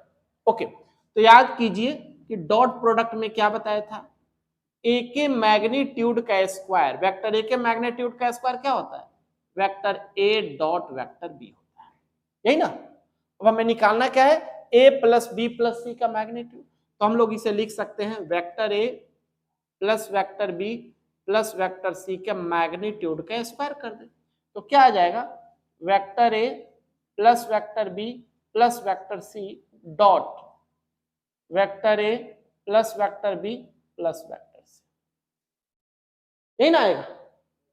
अब इसका रिजल्ट देख लीजिए क्या आया, ए को ए से करेंगे तो क्या आ जाएगा, A dot A plus B plus C से कर दीजिए तो A dot B plus C. अब बी को बी से करेंगे तो बी डॉट बी, अब बी को ए सी से करेंगे तो क्या आ जाएगा, B dot A plus C. उसी तरह से सी को सी से किया तो C dot C plus C dot A plus B, यही आ जाएगा। तो ए डॉट ए क्या हो गया बताइए, ए के मॉड का स्क्वायर प्लस बताया था ए डॉट बी प्लस सी, क्या आया हुआ है 0, बी डॉट बी क्या हो गया, बी मॉड का स्क्वायर, अब बी डॉट ए प्लस सी क्या है 0, सी डॉट सी क्या आ गया, सी मॉड का स्क्वायर, और C dot A plus B क्या हो गया 0, तो यही रिजल्ट आया, ए मॉड का स्क्वायर बी मॉड का स्क्वायर सी मॉड का स्क्वायर। तो ए का मॉड कितना है 3, 3 का स्क्वायर, बी कितना है 4, तो 4 का स्क्वायर 5 का स्क्वायर, तो 9 प्लस 16 प्लस 25 इक्वल टू कितना आ गया 50। तो therefore vector A plus vector B plus vector C, इधर से स्क्वायर हटेगा तो ये रूट हो गया 50, 50 को क्या लिख सकते हैं 5√2। तो a plus B plus C का मॉड कितना आ गया 5√2। ओके, बहुत इंपॉर्टेंट क्वेश्चन, क्लियर है। चलिए अगला क्वेश्चन देखते हैं। क्वेश्चन 8 देखिए, काफी इंपॉर्टेंट है। If with reference to the right handed system of mutually perpendicular vector ij के वेक्टर अल्फा दिया हुआ है, वेक्टर बीटा दिया हुआ है, then express vector beta in the form of vector beta equal to vector beta 1 plus vector beta 2, where beta 1 is parallel to vector alpha और beta 2 is perpendicular to vector alpha. Okay, बहुत ही important question है, ध्यान से समझिए इसको। क्या कहा कि beta 1 is parallel to vector alpha, ये देखिए, तो बीटा 1 जब अल्फा के पैरेलल है तो हम जानते हैं कि ए और बी पैरेलल होता है, तब वेक्टर बी इक्वल टू क्या लिखते हैं, क्या लिखते हैं lambda vector B, vector A equal to lambda vector, यानी कि दो वेक्टर पैरेलल होता है तो क्या होता है प्रोपोर्शनल होता है, कोई ना कोई कांस्टेंट हमारा बाहर आ जाता है। तो वेक्टर बीटा 1 इक्वल टू क्या हो जाएगा लैम्डा अल्फा, वेक्टर अल्फा हो जाएगा। ओके, तो यहां से आपने क्या रिजल्ट निकाला बताइए, लिख दीजिए बीटा 1 अल्फा लैम्डा, अल्फा का वैल्यू कितना है 3i माइनस जे, तो बीटा 1 कितना आ गया 3 lambda I minus lambda J. Okay, ये हमारे पास बीटा 1 आ गया। फिर देखिए beta 2 is perpendicular to alpha, beta 2 हमारे पास नहीं है, ए के रिजल्ट आपने यहां पे निकाल लिया है। तो कंडीशन क्या है, beta equal to beta 1 plus beta 2, तो बीटा आपका दिया हुआ है 2i प्लस जे माइनस 3 के इक्वल टू बीटा 1 कितना है हमने निकाल लिया 3 lambda I minus lambda J, minus lambda जे, ए हमारा है बीटा 1 प्लस बीटा 2। ओके, तो बीटा 2 क्या हो जाएगा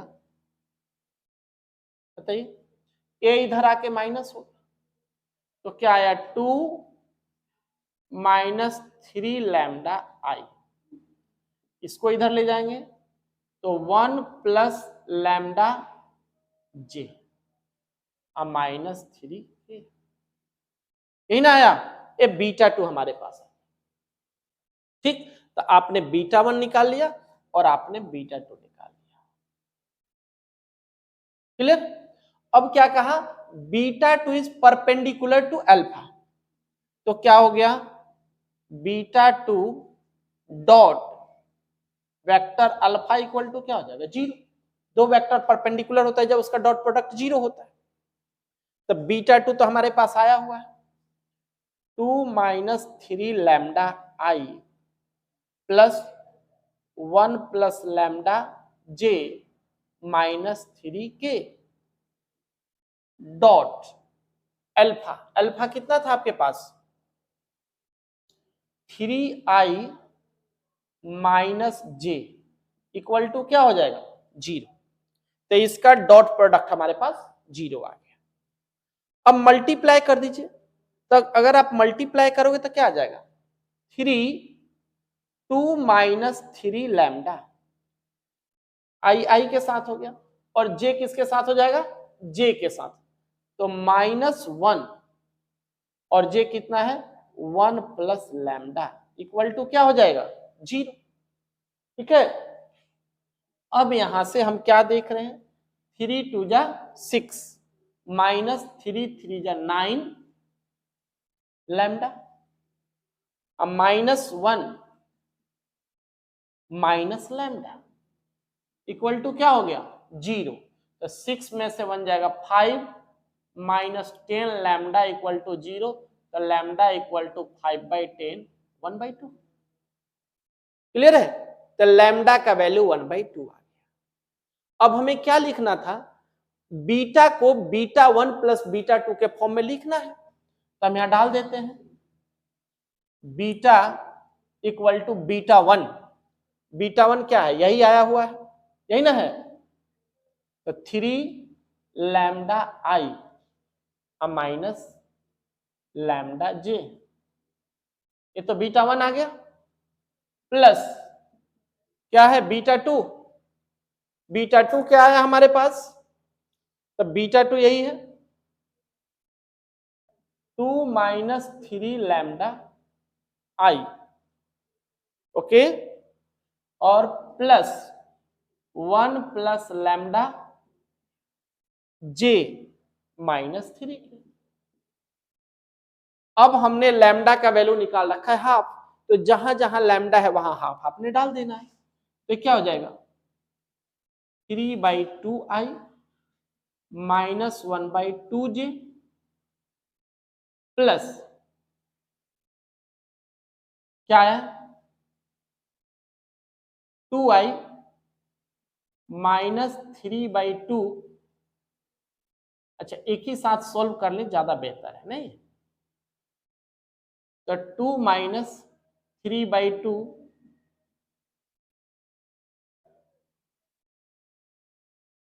ये अलग हो गया ना, हाँ i plus 1 plus 1/2 j minus 3 के, ये कितना आ जाएगा 3/2i माइनस 1/2 j, ये तो बीटा 1 वाली हमारी वैल्यू है, ये कितना आ जाएगा 2 2 जा 4 में से 1 चला जाएगा, तो 1/2i और 2 1 3/2 j माइनस 3 के।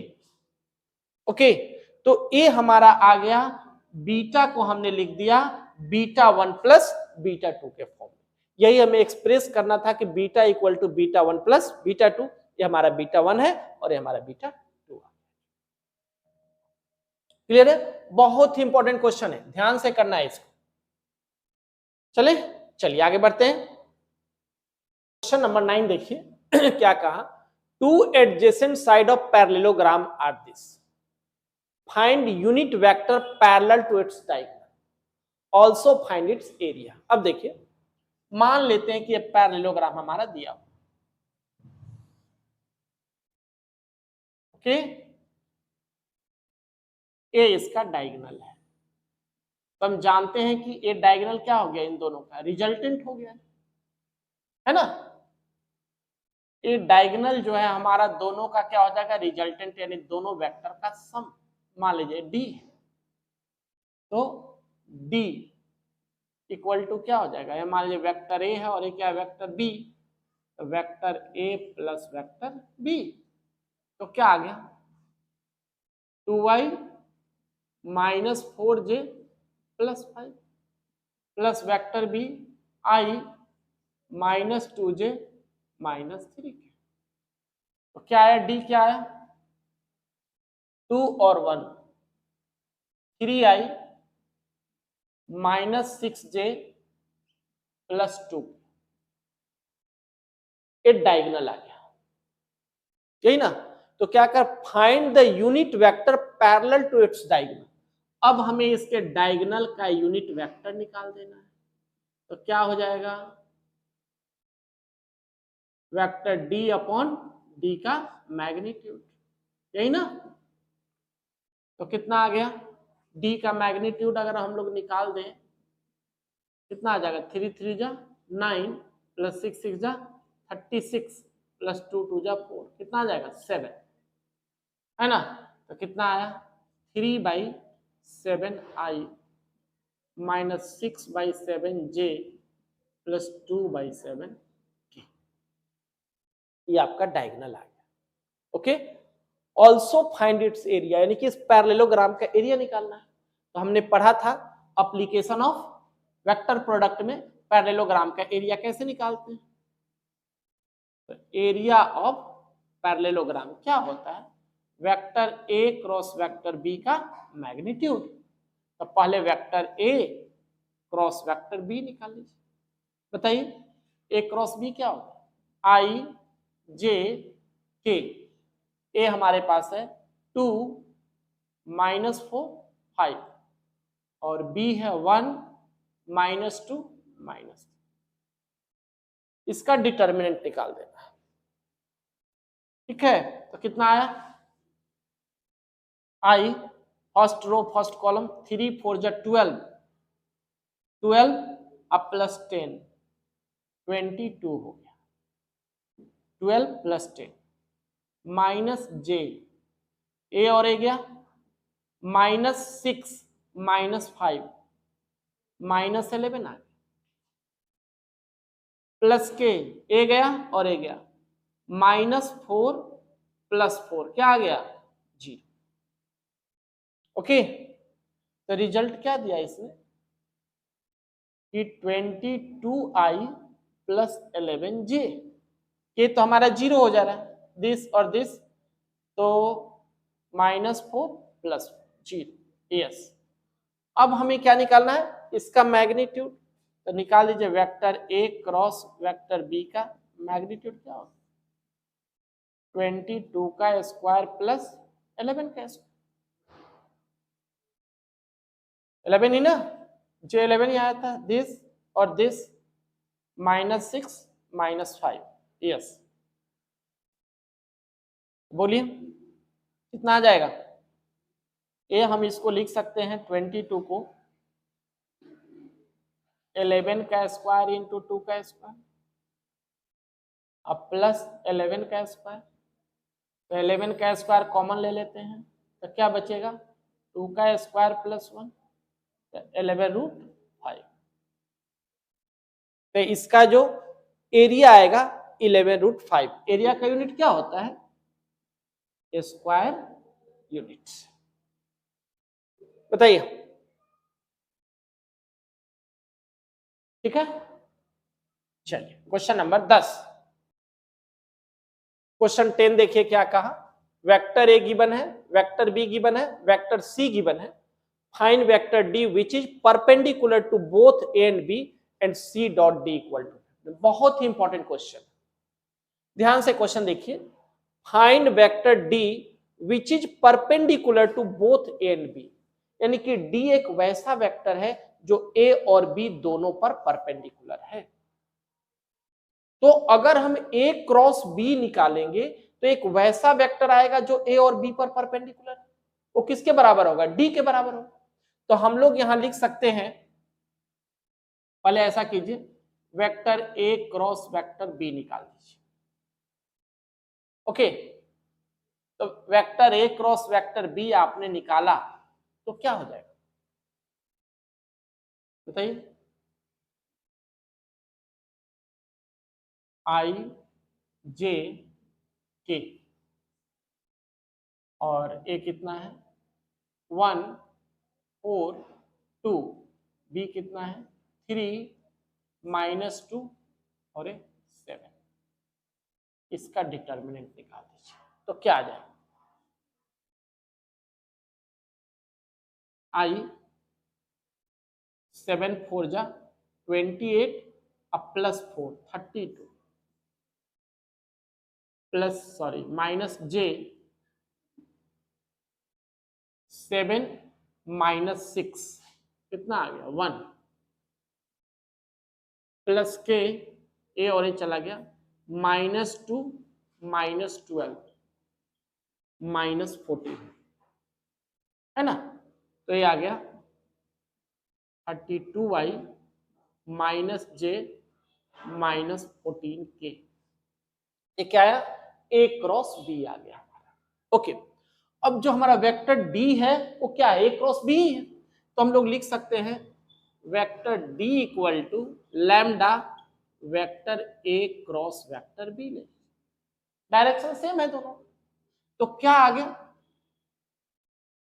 32i माइनस 32i लैम्डा से मल्टीप्लाई करें तो क्या आ जाएगा 32 lambda I minus lambda J -14 lambda के, यही ना। ओके, तो क्या आया डी तो हमारे पास आ गया। अब करें कि C dot D equal to 0, तो सी डॉट डी अगर हम 0 ले लेंगे तो क्या रिजल्ट आएगा, C dot D equal to 0, तो बताइए क्या बनेगा, सॉरी 15 है 0 नहीं, C dot D equal to 15 है, तो सी डॉट डी, सी कितना है 2i माइनस जे +4, यही ना है, डॉट डी, डी आपके पास 32 lambda I minus lambda J -14 lambda के इक्वल टू 15 आ गया, मल्टीप्लाई कर दिया 32 टू जा 64 लैम्डा और ये माइनस माइनस प्लस क्या हो गया लैम्डा और ये माइनस क्या आ गया 14 4 जा 56 लैम्डा इक्वल टू 50, यही आ गया, तो ये कितना हो गया 65 lambda minus 56 lambda equal to 15, 65 में से 56 चला जाएगा तो क्या आ जाएगा 9 लैम्डा इक्वल टू 15, तो लैम्डा इक्वल टू 15/9 5/3, है ना, लैम्डा का वैल्यू हमारे पास 5/3 आ गया। हमें क्या निकालना था वेक्टर डी, वेक्टर डी निकालना है, तो देखिए वेक्टर डी क्या है हमारे पास, यही है वेक्टर डी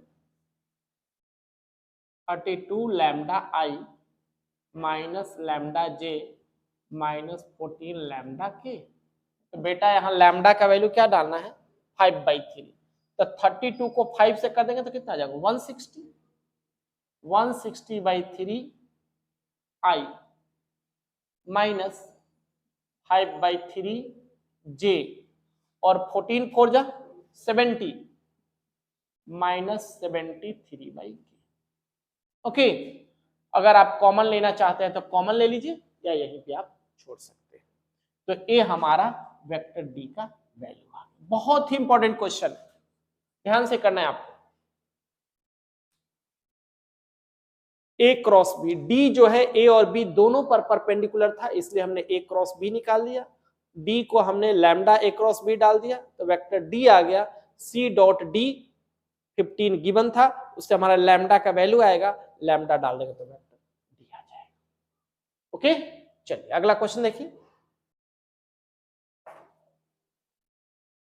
11th क्वेश्चन देखिए, बहुत ही अच्छा सा क्वेश्चन है। करें the scalar product of vector ijk with a unit vector along the sum of vector this and this is equal to 1। क्या हुआ मतलब, the scalar product of vector with the unit vector along the sum, यानी कि इन दोनों के सम का unit vector. Okay, तो ऐसा करते हैं, वेक्टर ए मान लिया आई जे और के मान लिया, है ना, इसको हमने मान लिया, और बी मान लिया इन दोनों का सम, यानी कि 2i plus 4j minus 5k plus lambda I plus 2j plus 3। तो वेक्टर बी क्या आ गया, 2 प्लस लैम्डा आई और ये 4 और 2 6, 6j माइनस 5 और 3 माइनस 2।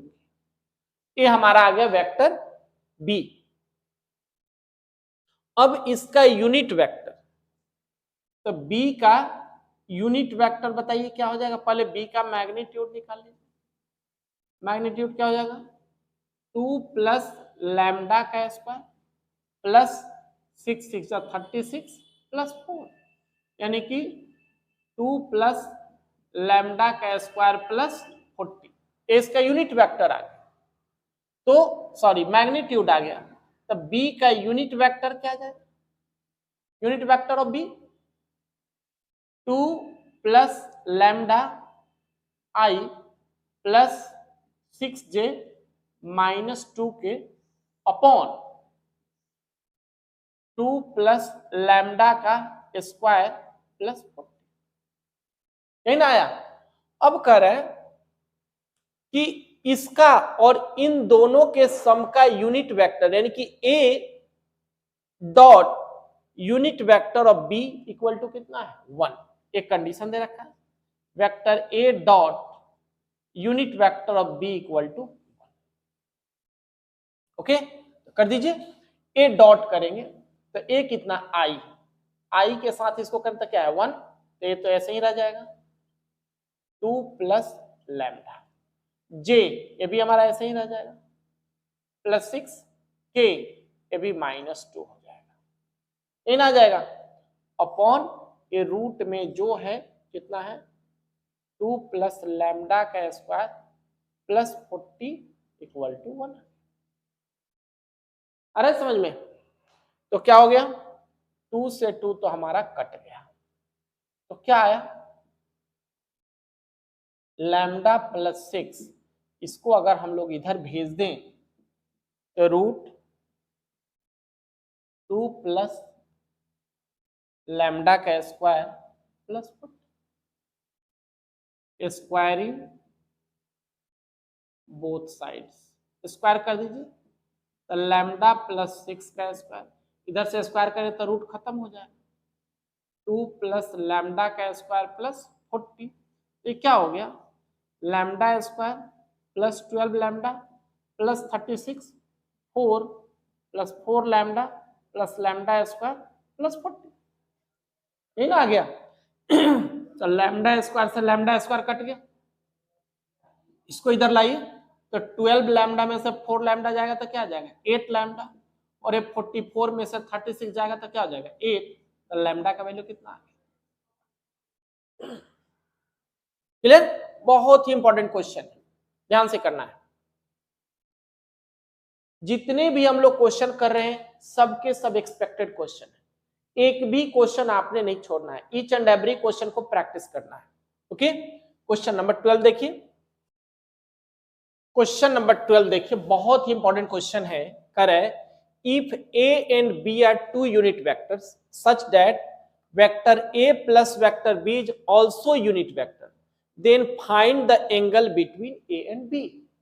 ए और बी यूनिट वेक्टर है, यानी कि ए का मैग्नीट्यूड कितना है 1 और बी का मैग्नीट्यूड 1 है। फिर कहा कि ए और बी भी यूनिट वेक्टर है, ए प्लस बी, तो vector A plus vector B का मैग्नीट्यूड भी कितना है 1 है। तो हमें ए और बी के बीच का एंगल निकालना है। ओके, कैसे करेंगे ध्यान दीजिए। हमने कर लिया यहां पे कि vector A plus vector B का मैग्नीट्यूड 1 है, तो vector A plus vector B के मैग्नीट्यूड का होल स्क्वायर भी कितना हो जाएगा 1 हो जाएगा। अब बताइए vector A plus vector B के मैग्नीट्यूड का होल स्क्वायर तो क्या बनेगा, vector A plus vector B dot vector A plus vector B equal to कितना हो गया 1। अब मल्टीप्लाई करिए तो क्या हो जाएगा, vector A dot vector A, तो क्या होगा ए का मैग्नीट्यूड का square, vector A dot vector B plus vector A dot vector B plus vector B को वेक्टर बी से करेंगे तो क्या आ जाएगा, वेक्टर बी के मैग्नीट्यूड का square equal to 1। A dot A का मैग्नीट्यूड का स्क्वायर होता है, बी डॉट बी बी के मैग्नीट्यूड का स्क्वायर होता है। तो यहां पे ए का मैग्नीट्यूड दिया हुआ 1, तो 1 plus A dot B twice of vector A dot B आ गया, अब प्लस 1 इक्वल टू 1, तो twice vector A dot B equal to क्या होगा -1, तो vector A dot vector B equal to -1/2, vector A dot vector B -1/2 आ गया। Okay, अब ए डॉट बी का फॉर्मूला लगा दीजिए। ए डॉट बी का फॉर्मूला क्या है बोलिए, डॉट प्रोडक्ट ए का मैग्नीट्यूड बी का magnitude cos theta equal to -1/2, यही ना। तो क्या आया, ए का मैग्नीट्यूड बी का मैग्नीट्यूड, ए का मैग्नीट्यूड 1 है बी का मैग्नीट्यूड 1 है, तो सीधा आ गया cos थीटा इक्वल टू -1/2। ठीक, तो cos नेगेटिव कहां हो जाएगा, सेकेंड क्वाड्रेंट में चलते हैं, cos theta equal to cos pi minus half कहां होता है cos में 60 डिग्री, cos 60 डिग्री कितना होता है हाफ, तो कितना हो जाएगा π/3। तो क्या बना cos theta equal to cos 2π/3, तो थीटा का वैल्यू 2π/3। तो वेक्टर ए और वेक्टर बी के बीच का जो एंगल था वो 2π/3। बहुत ही इंपॉर्टेंट क्वेश्चन है, ध्यान से करना है आपको। ओके, 13th क्वेश्चन देखिए, बहुत ही अच्छा क्वेश्चन है। कह रहा है कि vector A plus vector B plus vector C equal to 0 vector है, ए का मैग्नीट्यूड बी का मैग्नीट्यूड और सी का मैग्नीट्यूड गिवन है आपके पास। करे angle between A and B, A और बी के बीच का एंगल आपको निकालना है। तो कैसे निकालेंगे ध्यान से देखिए, हमारे पास है vector A plus vector B plus vector C equal to 0। तो हम लोग इसे लिख सकते हैं vector A plus vector B plus vector, इसको इधर भेज दिया जाए तो क्या हो जाएगा माइनस वेक्टर सी हो। ओके, अब दोनों तरफ इसका मैग्नीट्यूड ले लीजिए, मैग्नीट्यूड ले लिया, स्क्वायर कर दीजिए, मैग्नीट्यूड का स्क्वायर स्क्वायर आ गया। ठीक है, तो क्या हो गया, ये क्या हो जाएगा vector A plus B dot vector A plus vector, और ये क्या हो गया minus vector C dot minus vector C. अब इसको अगर हम लोग कर दे मल्टीप्लाई, तो vector A dot vector A, vector A dot vector B, vector B dot vector A, vector B dot vector B equal to C vector C का magnitude का स्क्वायर। ठीक है, कोई दिक्कत तो नहीं। तो ए डॉट ए क्या हो जाएगा, ए का मैग्नीट्यूड का स्क्वायर, क्या हो गया 2 vector A dot vector B, और ये बी का मैग्नीट्यूड का स्क्वायर, सी का मैग्नीट्यूड का स्क्वायर, यही ना आया।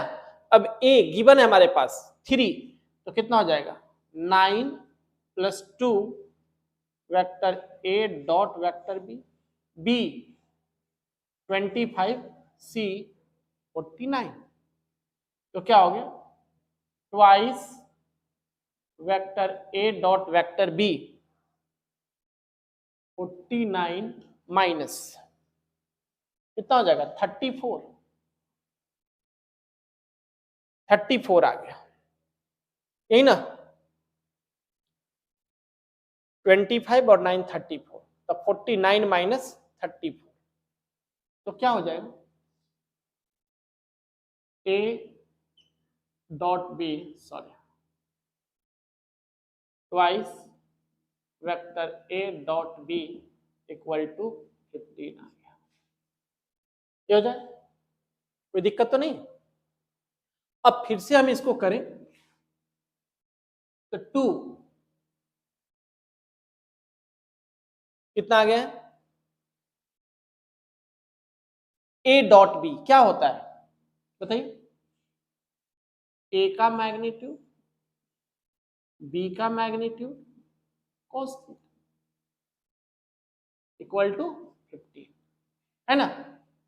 तो 2 ए का मैग्नीट्यूड कितना है 3, बी का मैग्नीट्यूड कितना है 5 cos थीटा इक्वल टू 15, तो cos थीटा इक्वल टू 15/30 यानी कि 1/2, cos थीटा का वैल्यू 1/2 आ गया, तो थीटा कितना हो गया, एक लाइन और आगे बढ़ा दीजिए, cos थीटा इक्वल तो cos में हाफ कहाँ होता है, तो cos π/3 60 डिग्री पे थीटा इक्वल टू π/3, तो ए और बी के बीच का एंगल आ गया π/3। बहुत ही इंपॉर्टेंट क्वेश्चन है, ये ऐसे सारे क्वेश्चंस हैं जो पिछले 10 to 15 ईयर्स में हमारे बोर्ड में पूछे गए हैं, ठीक है ना, काफी एक्सपेक्टेड क्वेश्चन है। क्लियर है, चलिए अगला क्वेश्चन देखते हैं। 14th क्वेश्चन देखिए, काफी इंपॉर्टेंट क्वेश्चन है, करे कि unit vector of A and unit vector of B are unit vector, यानी कि यूं कहे vector A and vector B are unit vectors inclined at an angle of theta. Okay, तो प्रूव करना है sine theta by 2 equal to half vector A minus vector B का magnitude, यही निकालना है, प्रूव कर देना है। ठीक, तो देखिए क्या करें, हमारे पास है वेक्टर ए वेक्टर बी का मैग्नीट्यूड, इसको अगर हमने स्क्वायर कर दिया तो क्या आ जाएगा vector A minus vector B dot vector A minus vector B, ये जाएगा। अब इसको मल्टीप्लाई करें, vector A dot vector -2 A dot B plus vector B dot vector B. ठीक, क्लियर, तो कितना है ए डॉट ए का मैग्नीट्यूड क्या square -2 A dot B plus B के मैग्नीट्यूड का स्क्वायर, ये कितना है 1 -2 ए डॉट बी प्लस 1, तो कितना आ गया 2 minus 2 A dot B. Actually यहाँ पे कैपिंग है, इस तरीके से दे रखा है क्वेश्चन। ओके, कोई दिक्कत तो नहीं। चलिए अगर हम लोग अब यहाँ क्या करें कि 2 को कॉमन ले लें तो 1 minus A dot B R, यही ना। अब यहाँ पे अगर हम फॉर्मूला लगा दें 2 क्या बन जाएगा 1 माइनस ए का मैग्नीट्यूड बी का मैग्नीट्यूड cos थीटा, तो क्या आ गया 2 1, ए और बी का मैग्नीट्यूड कितना है, यूनिट वेक्टर था तो 1 हो जाएगा, माइनस कॉस थीटा। ओके, तो क्या होता है बताइए, 1 माइनस कॉस थीटा क्या होता है, 2 साइन स्क्वायर थीटा बाई 2, यही ना, 2 साइन स्क्वायर थीटा बाई 2, 2 2 जा कितना हो गया, 4 साइन स्क्वायर थीटा बाई 2। तो देयरफॉर हम लिख सकते हैं 4 sine square theta by 2 equal to कितना है, ए माइनस बी के मैग्नीट्यूड का square, sine square theta by 2 1/4 square. अब यहां से अगर रूट हटेगा तो इस पे रूट चढ़ जाएगा तो क्या होगा, sine theta by 2 1/2 A minus B, answer. यही आपको प्रूव करना था, बहुत ही एक्सपेक्टेड क्वेश्चन है, ध्यान से करेंगे आप इसको, क्लियर। चलिए अगला क्वेश्चन देखिए, क्वेश्चन देखिए क्या कह रहे हैं, vector A, vector B, vector C are 3 mutually perpendicular vectors of equal magnitude, prove that a plus b plus c is equally inclined with vector a, b और c। a, b, c are 3 mutually perpendicular vector है, 15th question है। तो क्या हो गया, vector a mutually perpendicular का मतलब क्या हो, vector a, vector b, vector b, vector c, vector c, vector a का डॉट प्रोडक्ट क्या हो जाएगा, 0 आ जाएगा, है ना। फिर they have equal magnitude, vector A का मैग्नीट्यूड, वेक्टर बी का मैग्नीट्यूड और वेक्टर सी का मैग्नीट्यूड इक्वल है। ओके, अब हमें इसके साथ सबको देखना है, वेक्टर ए, वेक्टर बी और वेक्टर सी इक्वल एंगल बना रहा है।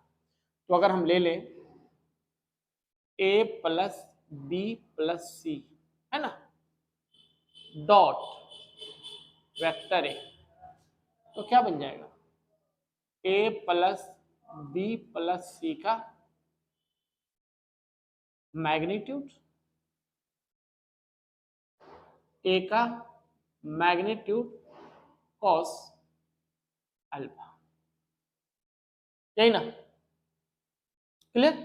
तो देखिए ए को ए के साथ करेंगे तो क्या आ जाएगा, ए का मैग्नीट्यूड का स्क्वायर, ए डॉट बी 0 और ए डॉट सी 0 हो जाएगा। अच्छा, इसको हमने यूं ही छोड़ दिया, ए प्लस बी प्लस सी और ए का मैग्नीट्यूड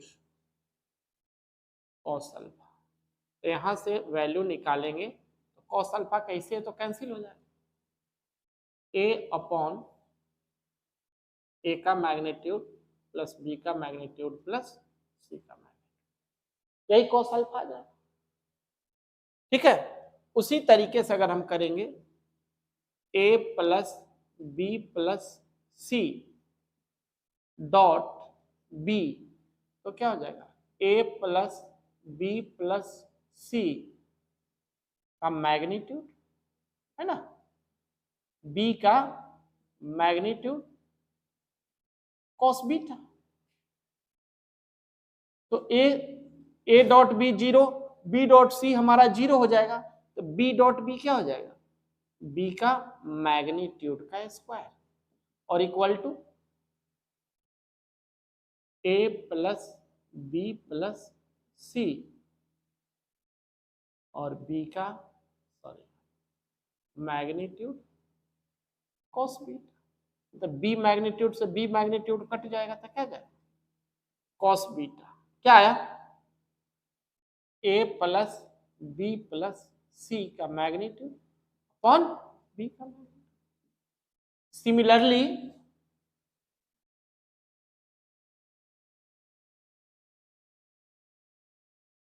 क्या हो जाएगा, cos alpha cos beta cos gamma.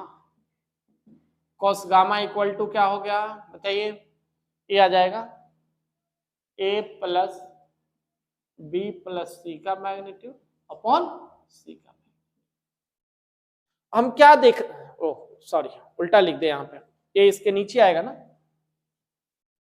इसको कर दीजिए बी का मैग्नीट्यूड अपॉन ए प्लस बी प्लस सी का मैग्नीट्यूड, और ये हमारा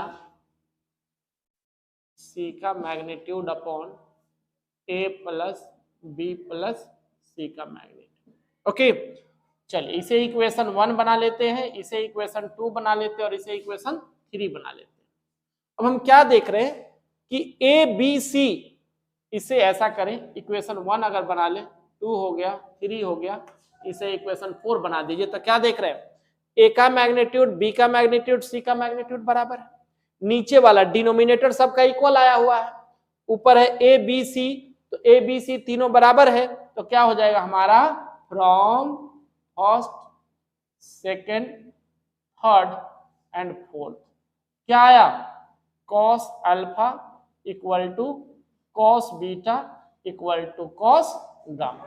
cos alpha cos beta cos gamma तीनों के तीनों बराबर है, इसका मतलब है क्या है, इक्वली इनक्लाइंड। ठीक है, बहुत ही प्यारा सा क्वेश्चन है और उतना ही इंपॉर्टेंट क्वेश्चन है। चलिए क्वेश्चन नंबर 16 देखिए क्या करे, A cross B equal to C cross D, A cross C equal to B cross D, show that the a minus d is parallel to b minus c, vector a minus vector b is parallel to vector b minus vector c। Okay अब बेटा यहां हमें क्या देखना है कि इन दोनों को पैरेलल प्रूव करना है, तो हम जानते हैं कि दो वेक्टर पैरेलल होगा जब उन दोनों के क्रॉस प्रोडक्ट क्या हो जाएगा 0। तो अगर हम प्रूव कर दे vector a minus vector b d और vector b minus vector c का क्रॉस प्रोडक्ट 0 है, तो दोनों वेक्टर अपने आप क्या हो जाएगा, पैरेलल हो जाएगा। तो देखिए vector a minus vector d cross vector d minus vector c, cross product कर दीजिए इसको, तो क्रॉस प्रोडक्ट आप करोगे तो क्या हो जाएगा बताइए, क्या हो जाएगा, क्रॉस प्रोडक्ट कम्यूटेटिव नहीं होता है, जरूर ध्यान रखना, vector a cross vector b minus vector a cross vector c minus vector d cross vector b और minus minus plus vector d cross vector c, यही ना।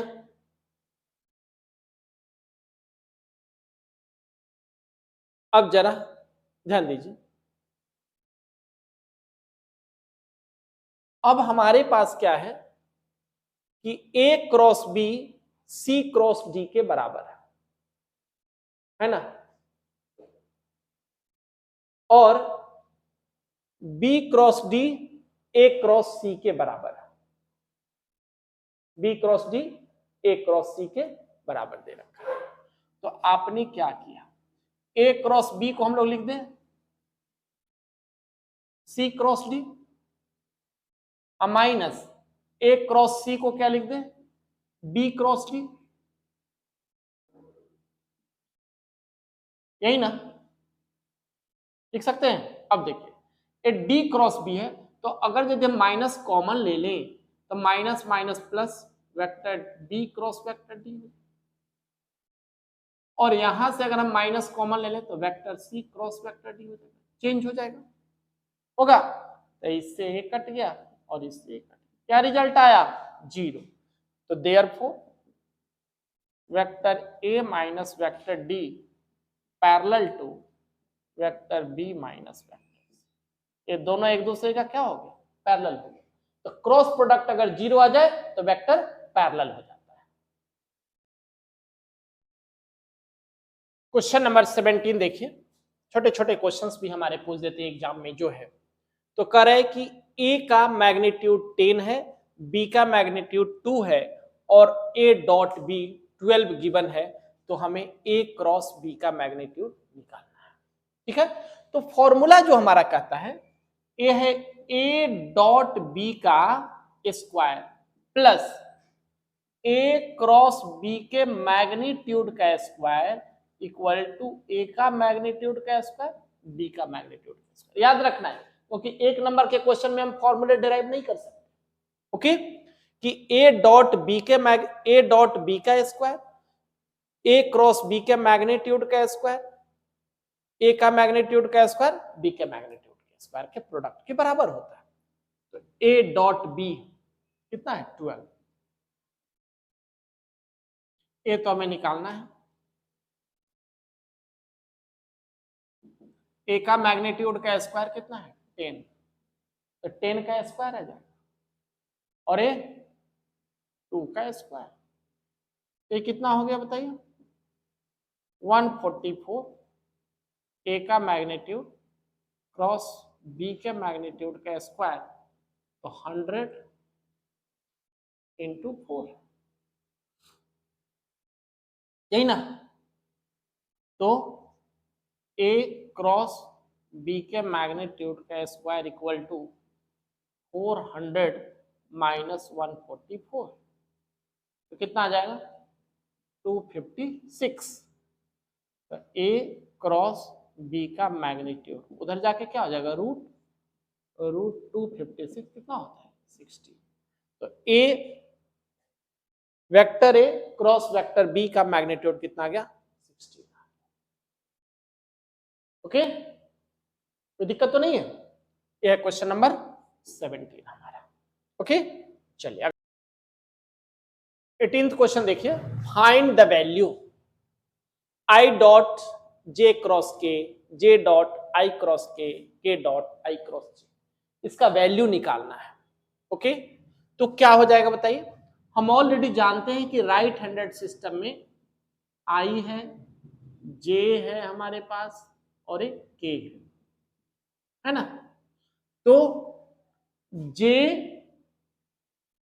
क्रॉस के क्या बनेगा आई, तो आई dot I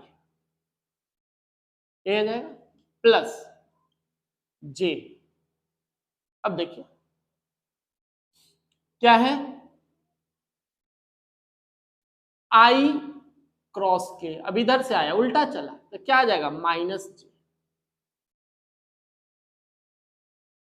plus K dot I cross J, I cross J क्या हो जाएगा के हो जाएगा।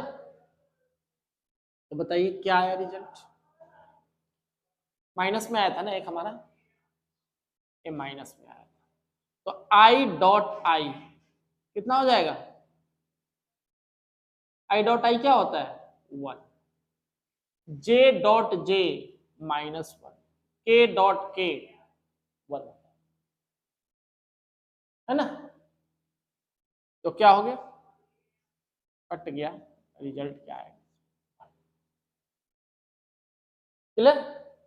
किसी तरह की कोई दिक्कत हो तो बताना है।